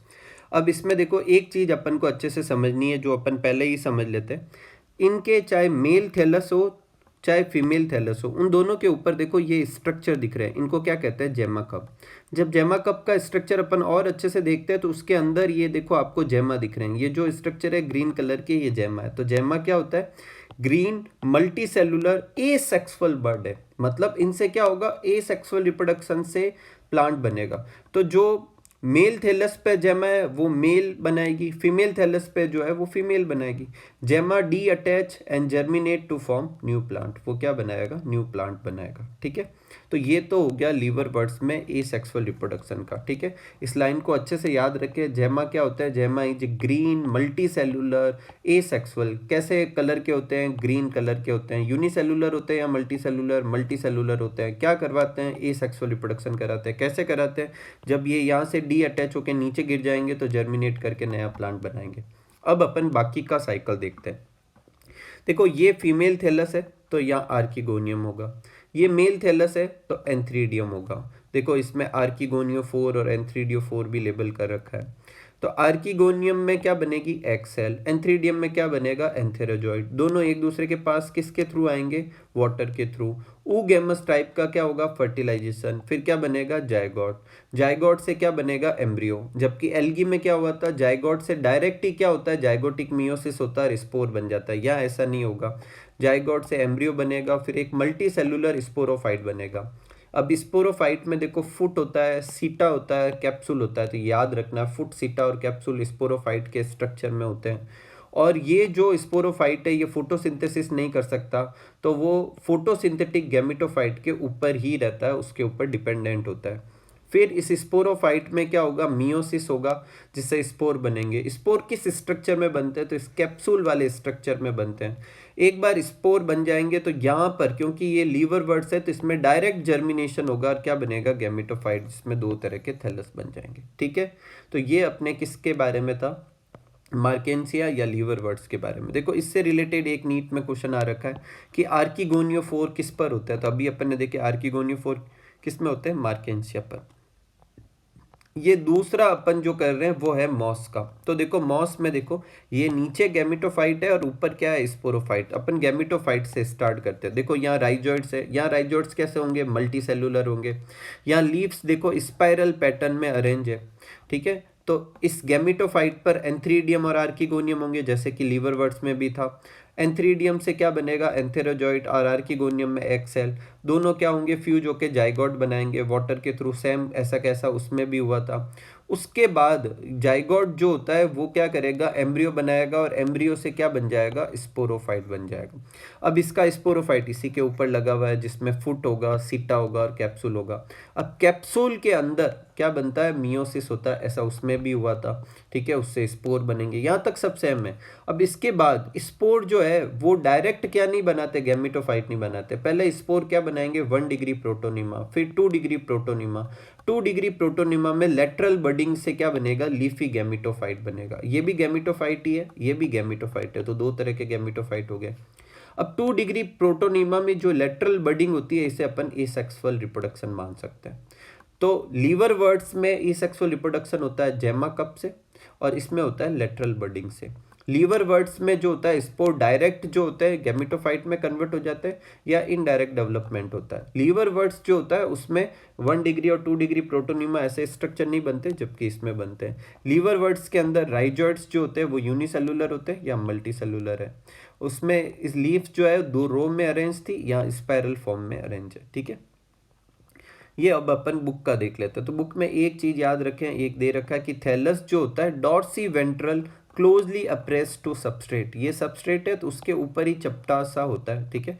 ये कुछ ऐसा स्ट्रक्चर दिखता है, ये इसकी डॉर्सल साइट है, ये इसकी वेंट्रल साइट है। वेंट्रल साइट पे देखो ये राइजॉइड्स दिख रहे हैं जो कि कैसे होते हैं, यूनिसेलुलर। इसके अलावा स्केल्स भी होते हैं जो इसे बचाते हैं, क्योंकि वेंट्रल साइट जो होती है वो नीचे डायरेक्ट कॉन्टैक्ट में होगी तो प्लांट को खराब होने से बचाते हैं। जेमा वगैरह ये अपन सब पढ़ चुके हैं, ठीक है। फिर मॉस, मॉस जो है उसमें गैमेटोफाइट जो होती है 2 तरीके के होता है, एक प्रोटोनिमा और एक क्या होती है, लीफी स्टेज, ये भी अपन पढ़ चुके हैं। इसके अलावा फिलामेंटस स्टेज होती है, और क्या होता है कि जो लीफी स्टेज जो होती है उससे सेकेंडरी प्रोटोनिमा की लेटरल बडिंग से बनती है, ये भी अपन पढ़ चुके हैं। They consist upright slender axis spirally arrange leaf होती है, ये भी अपन डिफरेंस में देख चुके हैं। मल्टी सेलुलर ब्रांच राइजॉइड्स होते हैं, जबकि लिवर वर्ड्स में यूनिसेलुलर थे। इसमें जो 2 गैमेटोफाइटिक स्टेज है, तो सेक्स ऑर्गन किस पे होंगे, तो प्रोटोनिमा पर नहीं होते, किस पे होते हैं, लीफी स्टेज पे होते हैं। एक एंथ्रीडिया और archegonia are produced at the apex of leafy shoot, leafy shoot के एपेक्स पर ये एंथ्रीडिया और आर्किगोनिया होते हैं। अब देखो प्रीवियस ईयर के कुछ क्वेश्चंस देखते हैं। और जेमा आर प्रेजेंट इन, जेमा किस में होता है, तो जेमा तो लीवर वर्ड्स में होते हैं, मॉस में होते नहीं है, और जिम्नोस्पर्म और टेरिडोफाइट का तो सवाल ही नहीं उठता। ये ब्रायोफाइट्स में होता है, ब्रायोफाइट की 2 कैटेगरी है, इसमें किस में होंगे, लीवर वर्ड्स में। विच of the following is responsible for पीट फॉर्मेशन, तो पीट का भी मैंने आपको बताया था, स्फेग्नम, जिसके 2 इस्तेमाल बताए थे, एक पीट फॉर्मेशन और एक क्या था कि वो पैकिंग मटेरियल की तरह इस्तेमाल करता है। नेक्स्ट है protonema occur in life cycle of, protonema किसकी लाइफ साइकिल में होता है, तो प्रोटोनिमा बनता है मॉस में। अब मॉस नाम लिखने की बजाय उसके एग्जाम्पल ढूंढने पड़ेंगे, तो मॉस के एग्जाम्पल क्या क्या है, फ्यूनेरिया, पॉलीट्राइकम और स्फेग्नम। डायग्राम मतलब एग्जाम्पल मैंने आपको पहले ही बोल दिया, आप पहले सबसे पहला काम यही करें, सारे एग्जाम्पल याद कर ले कौन किस कैटेगरी में आता है। तो फ्यूनेरिया जो है मॉस है, तो मॉस में प्रोटोनिमा होता है। नेक्स्ट अपन आगे बढ़ते हैं और लेते हैं टेरिडोफाइट। देखो टेरिडोफाइट जो होता है उसमें 2 तरह के स्ट्रक्चर आते हैं, हॉर्सटेल और फर्न्स। एक बार ये भी क्वेश्चन आ रखा है, हॉर्सटेल किससे बिलोंग करते हैं, तो किससे बिलोंग करते हैं, टेरिडोफाइट से। टेरिडोफाइट के इकोनॉमिक इंपोर्टेंस स्टार्टिंग में ही दे रखे हैं, एक तो मेडिसिनल प्लांट की तरह इस्तेमाल होता है, सॉइल बाइंडर्स की तरह इस्तेमाल होता है, और कुछ जगह पर टेरिडोफाइट्स को ऑर्नामेंटल फॉर्म में ग्रो करवाया जाता है। ऑर्नामेंटल का क्या मतलब है, सजावटी पौधे की तरह इस्तेमाल किया जाता है। ये फर्स्ट टेरिस्ट्रियल प्लांट है जिसके पास क्या था, वेस्कुलर टिश्यू था। यहाँ पर मेरी बात ध्यान से सुने, अगर आपको पूछे कि फर्स्ट टेरिस्ट्रियल प्लांट कौन से है, तो ब्रायोफाइट्स। लेकिन फर्स्ट सक्सेसफुल टेरिस्ट्रियल प्लांट कौन से हैं, तो टेरिडोफाइट। लेकिन first completely successful terrestrial plant पूछे तो जिम्नोस्पर्म। अब एक एक करके देखते हैं। सबसे पहली बार लैंड पे ब्रायोफाइट्स आए थे, इसलिए ब्रायोफाइट्स को क्या कहेंगे अपन, फर्स्ट लैंड प्लांट कहेंगे। लेकिन उनके पास वेस्कुलर सिस्टम तो होते ही नहीं है, तो वो पानी से दूर नहीं जा सकते, इसलिए वो सक्सेसफुल नहीं है। टेरिडोफाइट में क्या होता है, वेस्कुलर टिश्यू होता है, इस वजह से इन्हें सक्सेसफुल टेरिस्ट्रियल प्लांट मान सकते हैं। लेकिन इन्हें भी फर्टिलाइजेशन के लिए पानी चाहिए होगा, इसलिए इन्हें क्या मानेंगे अपन, कंप्लीटली सक्सेसफुल नहीं मानेंगे। कंप्लीटली सक्सेसफुल किसे मानेंगे, जिम्नोस्पर्म को।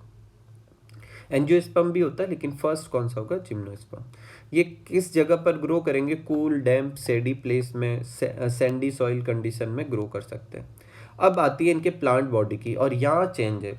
एल्गी और ब्रायोफाइट दोनों में मेन पेरेंट बॉडी जो थी हैप्लॉइड थी, और हैप्लॉइड को क्या कहते हैं, गैमेटोफाइट कहते हैं, जबकि इनकी मेन पेरेंट बॉडी जो है वो डिप्लॉइड होगी, और उसे अपन क्या कहेंगे, स्पोरोफाइट।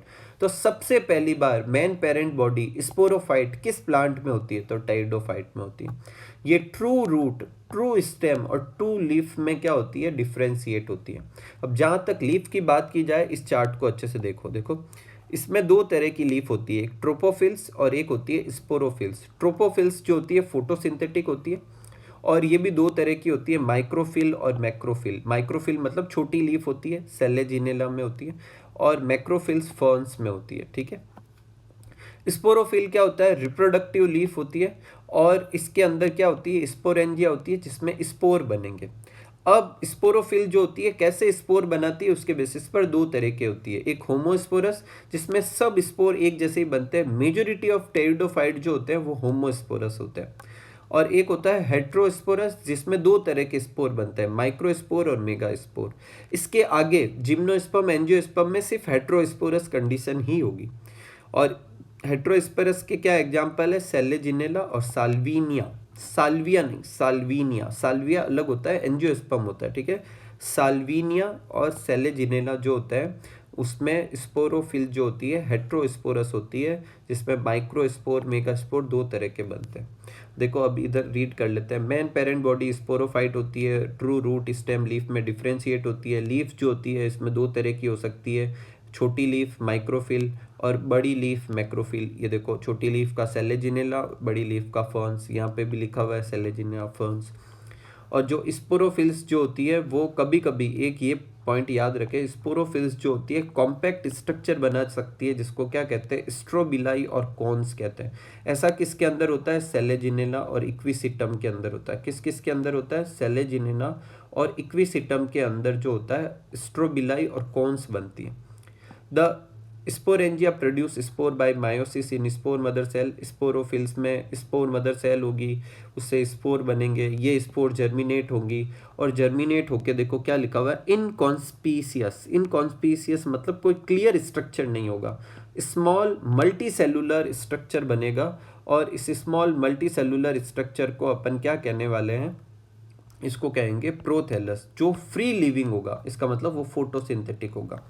तो ब्रायोफाइट और टेरिडोफाइट में देखते हैं, तो ब्रायोफाइट की मेन पेरेंट बॉडी गैमेटोफाइट होती है, जिसकी स्पोरोफाइट होती है। उसके ऊपर बाद में स्पोरोफाइट बनेगी, इसमें बाद में गैमेटोफाइट बनेगी। उसमें स्पोरोफाइट जो होती है गैमेटोफाइट पे डिपेंडेंट होती है, जबकि यहाँ गैमेटोफाइट जो है वो स्पोरोफाइट पे डिपेंडेंट नहीं है, वो भी फोटोसिंथेसिस कर सकती है और ये भी फोटोसिंथेसिस कर सकती है, ठीक है। और इसकी गैमेटोफाइटिक स्टेज को क्या कहते हैं, प्रोथैलस। आगे बढ़ने से पहले एक बार डायग्राम देख लेते हैं सारे। ये सेलेजिनेला का डायग्राम है, ठीक है। ये डायग्राम पे अभी देखना आप, PYQ है एक।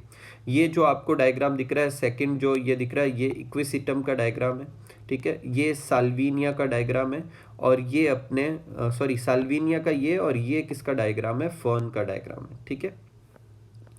अब आगे बढ़ते देखो, नेक्स्ट है the gametophyte require cool damp shady place to grow.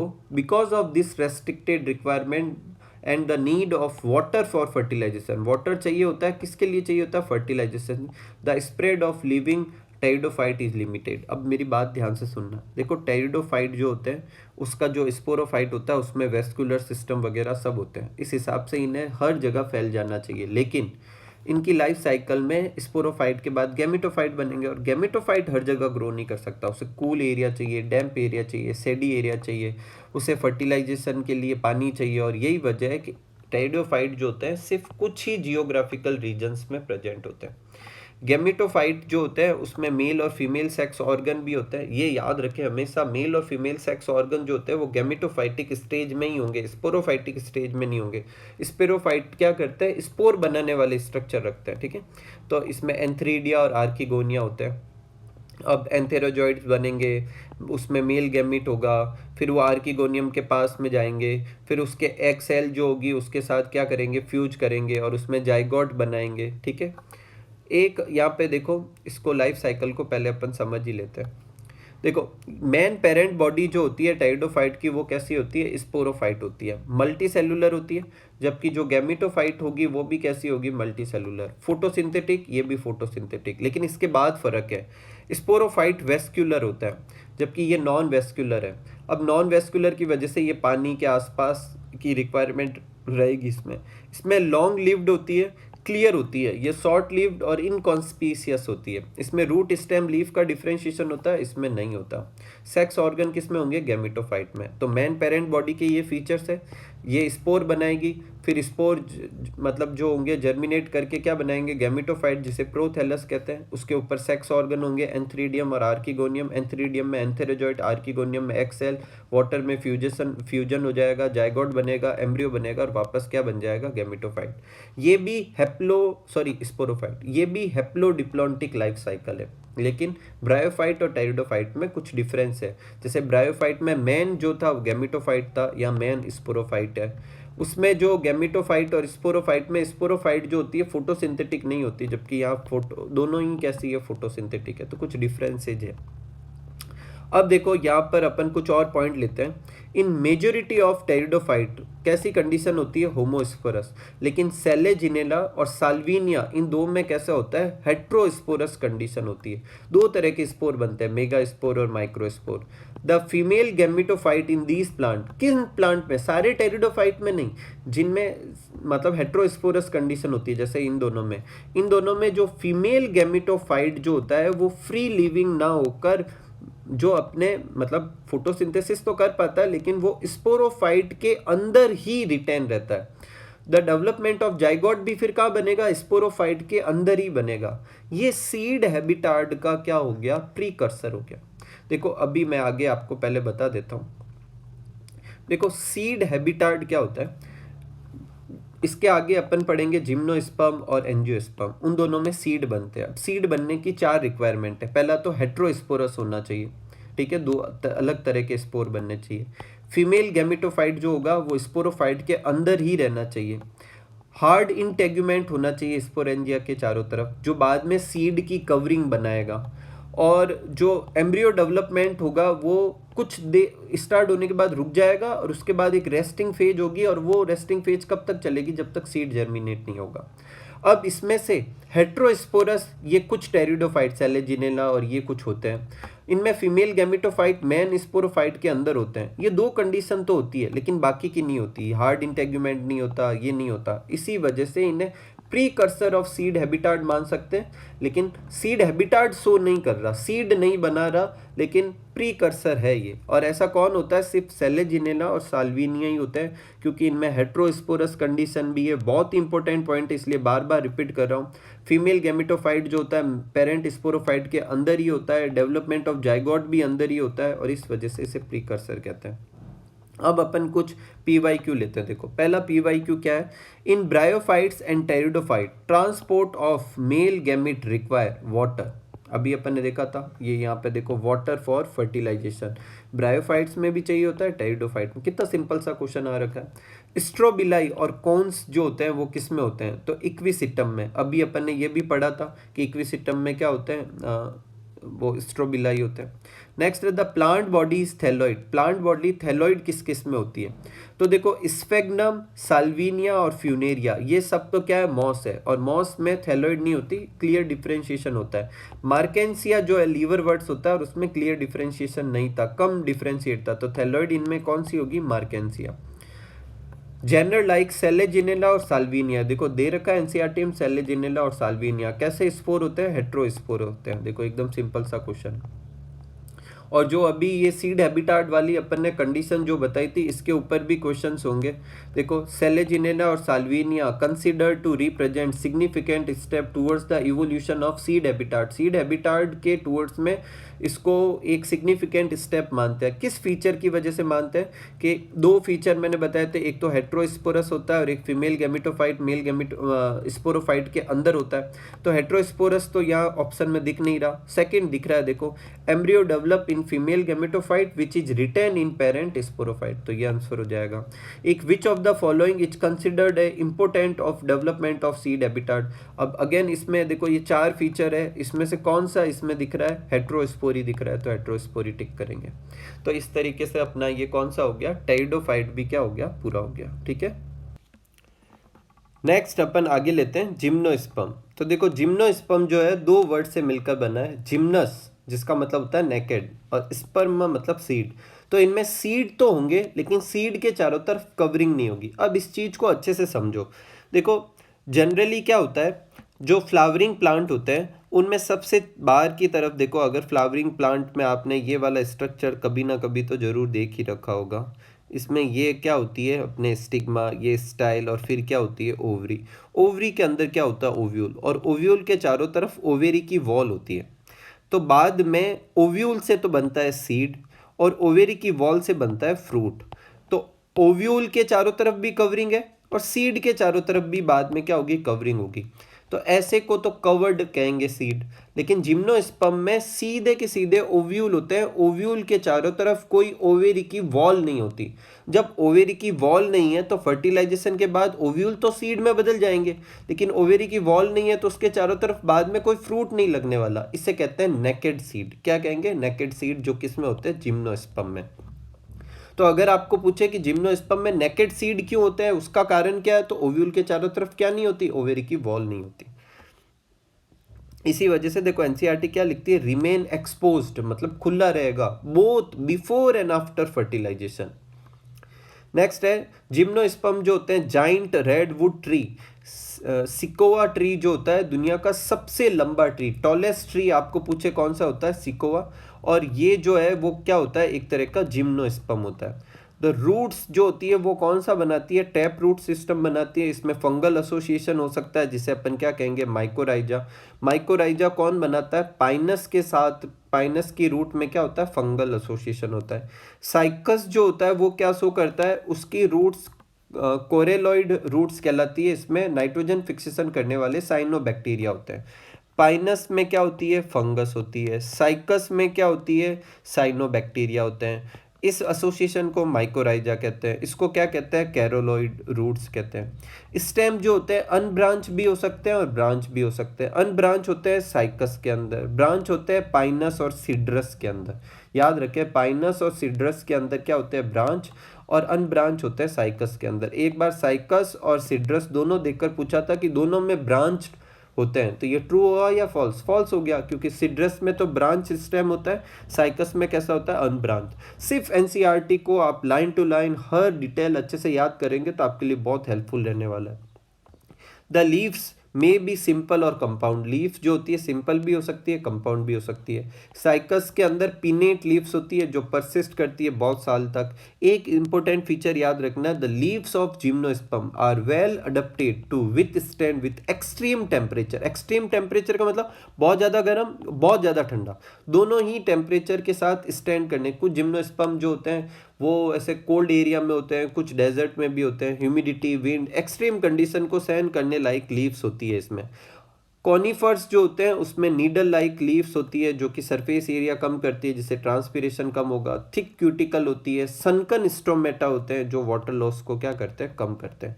क्या क्या होता है, needle like leave, thick cuticle, इसे आप अच्छे से आप हाईलाइट कर लें।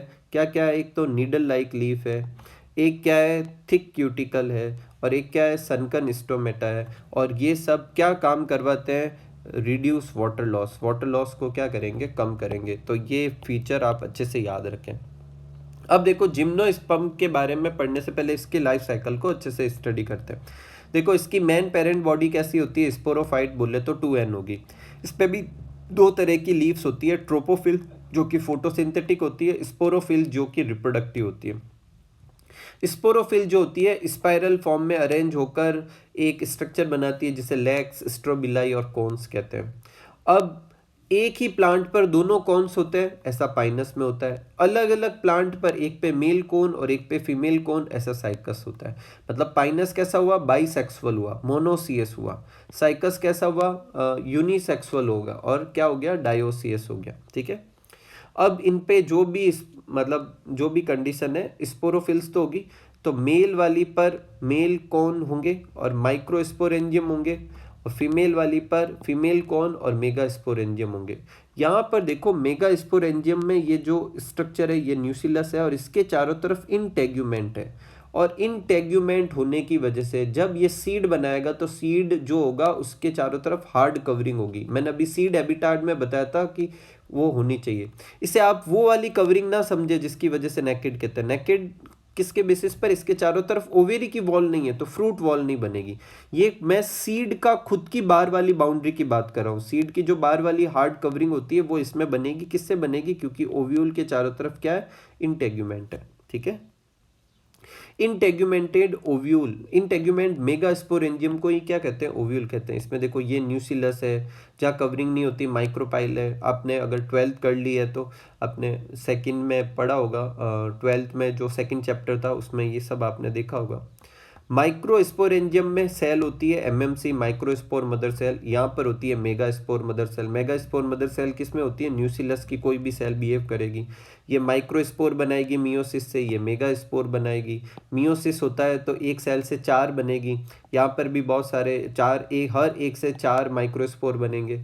यहाँ पर भी एमएमसी से 4 मेगा स्पोर बनेंगे। लेकिन यहाँ पर एमएमसी जो होती है इस वाले में एक ही होती है, तो एक से सिर्फ 4 ही बनते हैं। उन 4 में से भी 3 डीजनरेट हो जाएंगे, सिर्फ एक ही फंक्शनल रहेगा। यहाँ बहुत सारी एमएमसी होती है, बहुत सारे माइक्रोस्पोर टेट्राइड बनते हैं, बहुत सारे माइक्रोस्पोर बनते हैं। ठीक है, फिर ये दोनों माइक्रोस्पोर जो होते हैं बाद में मेल गैमेटोफाइट बनाता है, मेगा स्पोर जो होता है वो फीमेल गैमेटोफाइट बनाता है। दोनों ही रिड्यूस स्ट्रक्चर होते हैं। अब इसमें जो मेल गैमेटोफाइट होता है उसे अपन सब जानते हैं, जिम्नोस्पर्म एंजियोस्पर्म में उसी स्ट्रक्चर को क्या कहते हैं, पॉलन ग्रेन कहते हैं। Developed with in microsporangium but release from sporophyte. ये स्पोरोफाइट के मेल गैमेटोफाइट स्पोरोफाइट के अंदर ही बनता है, लेकिन बाद में रिलीज कर दिया जाता है। बाहर कौन जाएगा, मेल स्पोरोफाइट जाएगा। अपन बोलते हैं ना पॉलन ग्रेन रिलीज हो गए, तो पॉलन ग्रेन मेल गैमिट नहीं है, मेल गैमेटोफाइट है जिसे रिलीज कर दिया जाएगा।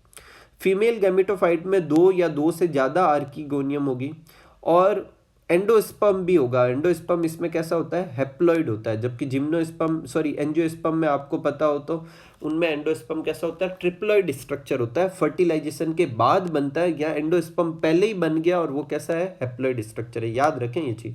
और इसमें जो फीमेल गैमेटोफाइट है वो स्पोरोफाइट के अंदर ही रिटेन होगा और ये कभी बाहर रिलीज नहीं किया जाएगा। अब यहाँ पर आगे क्या होगा, जो ये पॉलन ग्रेन है वो बाहर रिलीज कर दिए जाएंगे एयर के थ्रू। वो कहाँ तक पहुँच जाएंगे, फीमेल के पास में पहुँचेंगे, और उन पॉलन ग्रेन के अंदर ही मेल गैमेट है। स्पोरोफाइट जो होती है उसके अंदर आर्किगोनियम होता है, और आर्किगोनियम में क्या होगा, फीमेल गैमेट एग सेल होगा। एक बार पॉलन ग्रेन जो होगा वो जैसे ही ओव्यूल के पास आ जाएगा फिर पॉलन ट्यूब बनाएगा। पॉलन ट्यूब मेल गैमेट को क्या करेगी, आर्किगोनियम के अंदर लेके जाएगी और फिर वहाँ डिस्चार्ज हो जाएगी। और इसके बाद ये जो होते हैं कुछ केस में मोटाइल जो होते हैं मेल गैमेट होते हैं उसके बाद मूव करते हैं, कुछ केस में नॉन मोटाइल होते हैं। अलग अलग में अलग अलग देखने को मिलता है। जैसे भी हो मेल और फीमेल गैमेट एक दूसरे के साथ फ्यूज हो जाएंगे और क्या बना लेंगे, जाइगोट बना लेंगे। अब जाइगोट जो है वो क्या बनाएगा, एम्ब्रियो, और ओव्यूल क्या बनाएगा, सीड। अगर ओवेरी की वॉल होती तो फ्रूट भी बनता, लेकिन क्यों है नहीं तो इसलिए सीड को अपन नेकेड कह रहे हैं। फिर सीड जर्मिनेट हो जाएंगे और मैन क्या बन जाएगा, स्पोरोफाइट। ऐसी लाइफ साइकिल को डिप्लॉन्टिक लाइफ साइकिल कहते हैं। क्या कहते हैं, डिप्लॉन्टिक, क्योंकि मेजोरिटी ऑफ स्टेज जो लाइफ साइकिल की थी वो डिप्लॉयड फॉर्म में थी। अब आगे बढ़ते, देखो अपनी बुक में एक बार रीड कर लेते हैं फटाफट। जो भी पॉइंट है वो मैंने चार्ट में लिखवा दिए हैं। ठीक है, तो जिम्नोस्पर्म हेट्रोस्पोरस होते हैं, हमेशा हेट्रोस्पोरस होते हैं, ऑलवेज हेट्रोस्पोरस होंगे। ठीक है, हैप्लॉइड माइक्रोस्पोर मेगास्पोर बनेंगे, ये दोनों स्पोरेंजियम के अंदर बनते हैं। कोन्स के फॉर्म में स्पोरोफिल अरेंज होती है, 2 तरह की होगी, माइक्रोस्पोरोफिल मेगा स्पोरोफिल। माइक्रोस्पोर जो होते हैं मेल गैमेटोफाइट के अंदर बनेंगे, हाईली रिड्यूस होते हैं, लिमिटेड नंबर ऑफ सेल होती है और उसे ही अपन क्या कहते हैं, पॉलन ग्रेन कहते हैं। मेल और फीमेल कोन्स और स्ट्रोबिलाई जो होती है एक प्लांट पर भी हो सकती है, जैसे कि पाइनस में, अलग अलग में भी हो सकती है जैसे कि साइकस में, ये मैं सब लिखा चुका हूँ। मेगा स्पोर मदर सेल जो होती है वो न्यूसिलस की कोई एक सेल होती है, डिफ्रेंशिएट करके क्या बनाएगी, बहुत सारे मेगा स्पोर बनाएगी, उसमें से एक फंक्शनल रहेगा। ठीक है, the megaspore mother cell divide meiotically form 4 megaspore, उसमें से 1 जो होगा वो फंक्शनल रहेगा, बाकी डीजनरेट हो जाएगी। Mega sporangium develops into multi cellular female gametophyte बनाती है, जिसके अंदर 2 या 2 से ज़्यादा आर्किगोनियम होती है जो कि सेक्स ऑर्गन है, ये भी मैं बता चुका हूँ। मल्टी सेलुलर फीमेल गैमेटोफाइट जो होते हैं मेगा स्पोरेंजियम के अंदर ही रिटेन होता है, बोले तो स्पोरोफाइट के अंदर ही रिटेन होता है। ब्रायोफाइट और टेरिडोफाइट से इसमें क्या अलग है कि इन gymnosperm the male and female gametophyte do not have independent free existence. Gametophyte का फ्री एग्जिस्टेंस नहीं होता। देखो एल्गी में गैमेटोफाइट फ्री एग्जिस्ट करता है, ब्रायोफाइट में भी मेन पेरेंट बॉडी गैमेटोफाइट थी और वो फ्री लिविंग थी। टेरिडोफाइट में मेन पेरेंट बॉडी स्पोरोफाइट होती है, लेकिन उसकी जो गैमेटोफाइट बनती है वो भी फोटोसिंथेसिस कर सकती है, फ्री लिविंग होती है, जबकि यहाँ फ्री लिविंग नहीं है, ना ही एंजियोस्पर्म में होगी। The pollen grain release from the microsporangium, फिर वो एयर के थ्रू, यहाँ पॉलिनेशन किसके थ्रू होता है, सिर्फ और सिर्फ एयर के थ्रू। आपने अगर 12th कर रखी है तो आपने पढ़ा होगा पॉलिनेशन के बहुत सारे मोड होते हैं, लेकिन जिम्नोस्पर्म में सिर्फ एक ही मोड होता है, एयर के थ्रू, ठीक है। फिर पॉलन ट्यूब बनेगी, फिर उसके थ्रू, ये सब अपन पढ़ चुके हैं, आर्किगोनियम में जाएंगे, फिर फर्टिलाइजेशन होगा, जाइगोट बनेगा और embryo and the ovule into seed. Zygote किस में बदल जाएगा, एम्ब्रियो में, ओव्यूल किस में बदल जाएगा, सीड में। और सीड जो होंगे वो कवर्ड नहीं होंगे। कवर्ड क्यों नहीं होंगे, क्योंकि उसके चारों तरफ ओवेरी की वॉल नहीं थी। ये वाला डायग्राम जो है आप याद रखें, ये डायग्राम किसका है, गिंको प्लांट का है। ये देखो सीड डायरेक्ट सीड दिख रहा है, कोई कवरिंग नहीं दिख रही। उसके बाद में गिंको का हो गया, ये पाइनस का ट्री है, और ये कौन सा है, साइकस का ट्री है, ठीक है। नेक्स्ट और लास्ट अपने हैं, हाँ एक पहले अपन क्वेश्चंस कर लेते हैं, PYQ क्या लिखा, which of the following statement is correct. तो इसमें से करेक्ट कौन सा है, तो देखो stem are usually unbranched in cycas and cedrus, ये गलत हो गया ना, दोनों में सेम नहीं होते। हॉर्सटेल जो होते हैं वो जिम्नोस्पर्म नहीं होते, हॉर्सटेल्स तो टेरिडोफाइट्स थे। सेलेजिनेला जो होता है हेट्रोस्पोरस होता है, वाइल साल्विनिया होमोस्पोरस होता है, ये भी गलत है। दोनों ही कैसे होते हैं, हेट्रोस्पोरस ही होते हैं। Ovule are not enclose in ovary wall in gymnosperm, ये सही है, और इसी वजह से नेकेड सीड बनते हैं। नेक्स्ट है मिस मैच सेलेक्ट करना है। साइकस जो है dioecious, equisetum homosporous, Salvinia heterosporous, ये सब सही है। सिर्फ पाइनस जो होता है वो कैसा होता है, मोनोसियस होता है, डायोसियस नहीं होता। अपन ने देखा था पाइनस के अंदर क्या होता है, मेल और फीमेल कोन एक ही प्लांट पर होते हैं, एक ही प्लांट पे होगा तो बाइसेक्सुअल होता है, लेकिन मोनोसियस कहलाता है, ठीक है। तो ये गड़बड़ कर दी। नेक्स्ट है कॉनिफर्स जो होते हैं अडेप्ट कर पाते हैं एक्सट्रीम कंडीशन में, किसकी वजह से, तो बहुत सारे बताए थे मैंने आपको। एक तो नीडल लाइक लीफ बताई थी, लेकिन इसमें कह रहा है कि लीफ तो ब्रॉड होती है। एक मैंने बताए थे सनकन स्टोमेटा, यहाँ पर दे रखे सुपरफिशियल, तो गलत है। वेसल्स का कोई लेना देना नहीं है। थिक क्यूटिकल ये भी था और ये इसमें दे रखा है, तो यही ऑप्शन सही करेंगे। करेक्ट स्टेटमेंट चूज करना है। देखो सबसे पहला ये वाला ट्री टॉलेस्ट ट्री होता है, ये अपने पढ़ा था, ये करेक्ट भी है। उसके अलावा बाकी के देख लेते हैं क्या लिखा हुआ है। Leaves of gymnosperm are not well adapted to extreme condition, नहीं गलत है, अडेप्टेड होती है। जिम्नोस्पर्म आर बोथ होमोस्पोरस और हेट्रोस्पोरस, नहीं ये भी गलत है, सिर्फ हेट्रोस्पोरस होते हैं। ऐसे दोनों कौन होते हैं, टेरिडोफाइट्स होते हैं। साल्विनिया, गिंको और पाइनस ऑल आर जिम्नोस्पर्म, ये सब के सब क्या होते हैं, जिम्नोस्पर्म होते हैं। इसमें एक जिम्नोस्पर्म नहीं है, गिंको और पाइनस तो होते हैं, साल्विनिया टेरिडोफाइट होता है। नेक्स्ट है in which of the following gametophyte is not independent free living. Gametophyte किस में इंडिपेंडेंट फ्री लिविंग नहीं शो करता, एक तो जिम्नोस्पर्म में और एक एंजियोस्पर्म में। अब एग्जांपल में ढूंढ लो, पाइनस दे रखा है जिम्नोस्पर्म का, तो यही होगा। नेक्स्ट है which one of the following is wrong statement. तो देखो हैप्लॉइड एंडोस्पर्म जिम्नोस्पर्म में होता है, ये सही है। ब्राउन एल्गी में क्लोरोफिल ए और सी और फ्यूकोजेंथिन होता है, ये भी सही है। आर्किगोनियम जो होता है वो ब्रायोफाइट्स में होता है, टाइडोफाइट में होता है, जिम्नोस्पर्म में होता है, ये भी सही है। और ये 3 स्टेटमेंट अपन एनसीईआरटी के बारे में एनसीईआरटी के बेसिस पर 100% बता सकते हैं।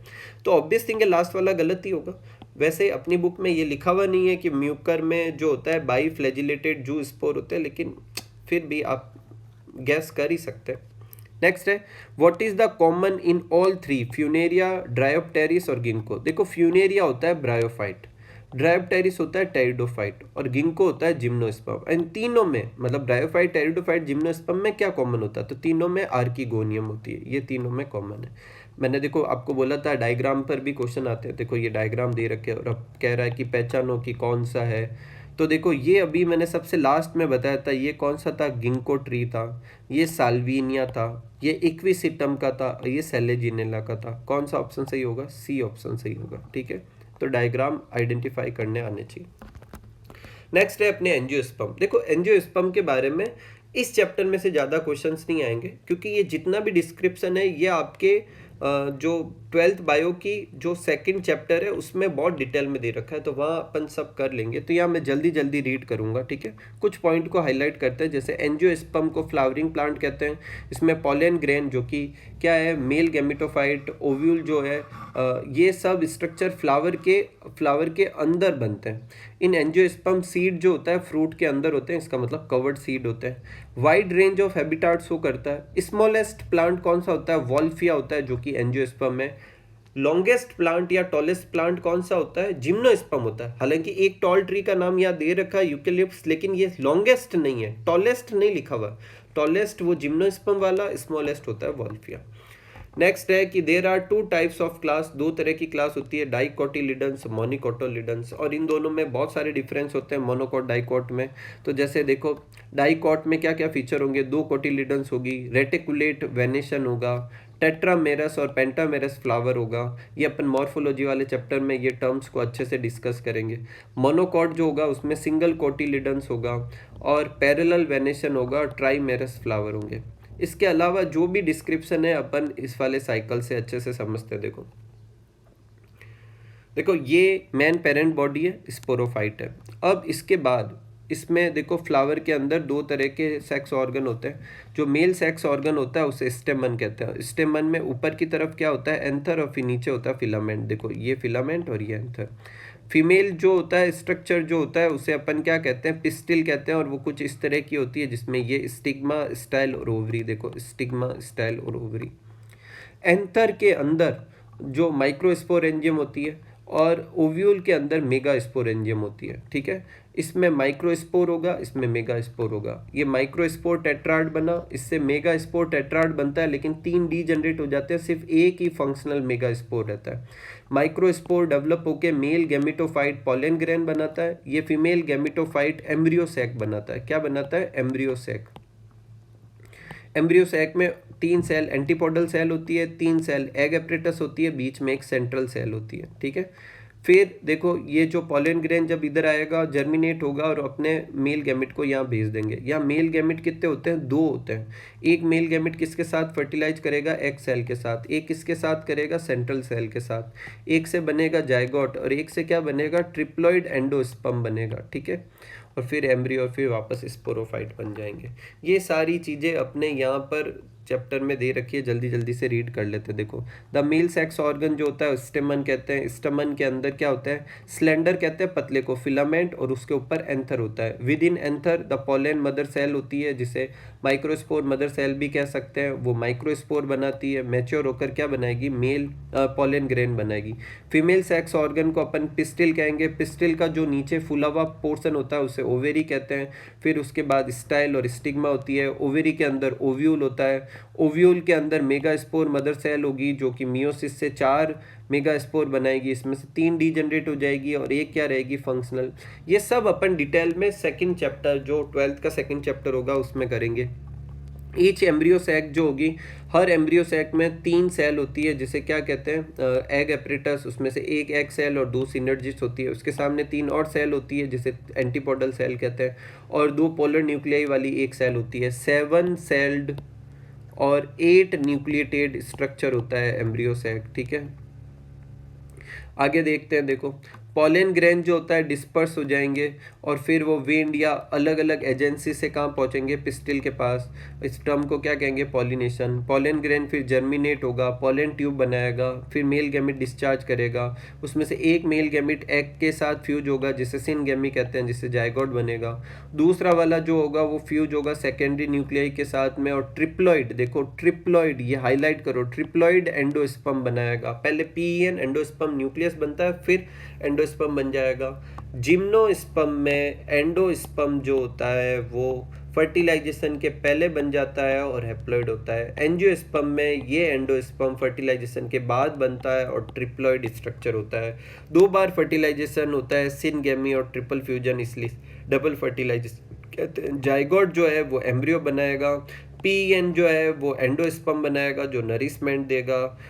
अब देखो, जो अपने जाइगोट है वो किस में कन्वर्ट हो जाएगा, एम्ब्रियो में। ओव्यूल जो है वो किस में कन्वर्ट हो जाएगा, सीड में। और यहाँ ओवेरी की वॉल भी है तो वो क्या बनाएगी, फ्रूट वॉल बना देगी। ठीक है। अब इसके बाद में अपने देखो बुक में क्या दे रखा है, लाइफ साइकिल्स दे रखी है। लाइफ साइकिल्स देखो 3 तरह की लाइफ साइकिल है। ऐसी लाइफ साइकिल जिसका ज़्यादातर टाइम पीरियड हैप्लॉइड फॉर्म में चलता है उसे हैप्लॉन्टिक लाइफ साइकिल कहते हैं। जिसमें ज़्यादा टाइम पीरियड डिप्लॉइड फॉर्म में चलता है उसे डिप्लॉन्टिक लाइफ साइकिल कहते हैं। जिसमें लगभग हाफ हाफ हो जाता है उसे हैप्लोडिप्लॉन्टिक कहते हैं। हैप्लॉन्टिक में कौन आती है, एल्गी आती है, जिसमें सिर्फ एक जाइगोट ही क्या होती है, स्पोरोफाइटिक स्टेज होती है। डिप्लॉन्टिक में कौन से आते हैं, जिम्नोस्पर्म और एंजियोस्पर्म आते हैं, जिसमें बस एक गैमेटोफाइट और गैमेट्स होते हैं और वो कुछ ही देर के लिए बनते हैं। और टेरिडोफाइट और ब्रायोफाइट जो होती है वो हैप्लोडिप्लॉन्टिक में आती है। अब देखो यहाँ रीड कर लेते हैं क्या लिखा हुआ है। देखो, the haploid plant body produce gamete by mitosis, और ये गैमेटोफाइट कहलाती है। स्पोरोफाइट डिप्लॉइड होती है और वो स्पोर बनाती है मियोसिस से। तो यहाँ हाईलाइट क्या है, हैप्लॉइड को गैमेटोफाइट कहेंगे, डिप्लॉइड को इसको गैमेटोफाइट, इसको स्पोरोफाइट। गैमेटोफाइट गैमेट बनाएगी, स्पोरोफाइट स्पोर बनाएगी। ये माइटोसिस से गैमेट बनाती है, ये मियोसिस से स्पोर बनाती है। और इन दोनों में जो फ्लक्चुएशन होती रहती है, मतलब एक दूसरे में कन्वर्जन होता रहता है, उसे अपन क्या कहेंगे, अल्टरेशन ऑफ जनरेशन। पहली कौन सी थी, हैप्लॉन्टिक, जिसका एग्जाम्पल क्या होगा, एल्गी होगी। एल्गी के कुछ एग्जाम्पल दे रखे हैं। ठीक है। फिर डिप्लॉन्टिक, डिप्लॉन्टिक में कौन से आएंगे, डिप्लॉन्टिक में सिर्फ आता है अपने जिम्नोस्पर्म और एंजियोस्पर्म, लेकिन ये इंपॉर्टेंट है, फ्यूकस एक एल्गी होती है। बहुत इंपॉर्टेंट क्वेश्चन है, ये एल्गी है लेकिन फिर भी कौन सी लाइफ साइकिल होती है, डिप्लॉन्टिक लाइफ साइकिल होती है। फिर है ब्रायोफाइट्स और टेरिडोफाइट, ये दोनों क्या होते हैं, हैप्लोडिप्लॉन्टिक होते हैं। क्या दोनों हैप्लोडिप्लॉन्टिक है तो दोनों क्या सेम शो करेंगे, नहीं। तो एनसीईआरटी में यहाँ पे लिखा हुआ है, मैंने पहले ही समझा दिया। देखो, यहाँ dominate independent photosynthetic thalloid erect phase होती है, जो कि क्या होती है, गैमेटोफाइट मेन स्टेज होती है। जबकि टेरिडोफाइट में मेन स्टेज क्या होती है, स्पोरोफाइट होती है। इसमें स्पोरोफाइट जो होती है टोटली और पार्शियली डिपेंड करती है किसके ऊपर, गैमेटोफाइट के ऊपर। या उल्टा होगा, या गैमेटोफाइट डिपेंड करेगा किसके ऊपर, स्पोरोफाइट के ऊपर। या स्पोरोफाइट देखो पार्शियली डिपेंडेंट भी लिखा हुआ है, मतलब फोटोसिंथेसिस कर सकता है, जबकि यहाँ कंप्लीटली डिपेंडेंट होता है। ठीक है। तो ये दोनों में थोड़ा फर्क भी है। और लास्ट और फाइनल पॉइंट है, देखो लिखा हुआ है बुक में कि एल्गी जो होती है वो हैप्लॉन्टिक होती है, लेकिन कुछ एल्गी के एक्सेप्शन है। एक्टोकार्पस, पॉलीसाइफेनिया और कैल्प्स, ये तो होती है हैप्लोडिप्लॉन्टिक। और फ्यूकस जो होती है वो होती है डिप्लॉन्टिक, जबकि इन सबको होना कैसा चाहिए था, हैप्लॉन्टिक। तो ये एग्जाम्पल अच्छे से लर्न करें। अब देखो कुछ क्वेश्चंस लेते हैं। जैसे दे रखा है कि जाइगोटिक मियोसिस कौन शो करता है, जाइगोटिक मियोसिस शो करता है जो हैप्लॉन्टिक लाइफ साइकिल वाले होते हैं। एल्गी शो करता है, तो एल्गी इसमें एक ही एग्जाम्पल है, क्लेमाइडोमोनास। और लाइफ साइकिल ऑफ एक्टोकार्पस और फ्यूकस, देखो एक्टोकार्पस जो होता है वो हैप्लोडिप्लॉन्टिक होता है, फ्यूकस कैसा होता है, डिप्लॉन्टिक। तो हैप्लोडिप्लॉन्टिक और डिप्लॉन्टिक। तो इसी के साथ अपने चैप्टर नंबर 3 जो होता है वो भी अपन ने लाइन टू लाइन PYQ के साथ अच्छे से किया। आप हर लाइन टू लाइन को अच्छे से पढ़ें, और इस चैप्टर के लिए मेरी सलाह है आप सबसे पहले एग्जाम्पल लर्न करें। एग्जाम्पल लर्न करके हर एग्जाम्पल के साथ फीचर्स कंपेयर करें, और एक्स्ट्रा कुछ भी ना करें, इसी से क्वेश्चन बन जाएंगे आपके।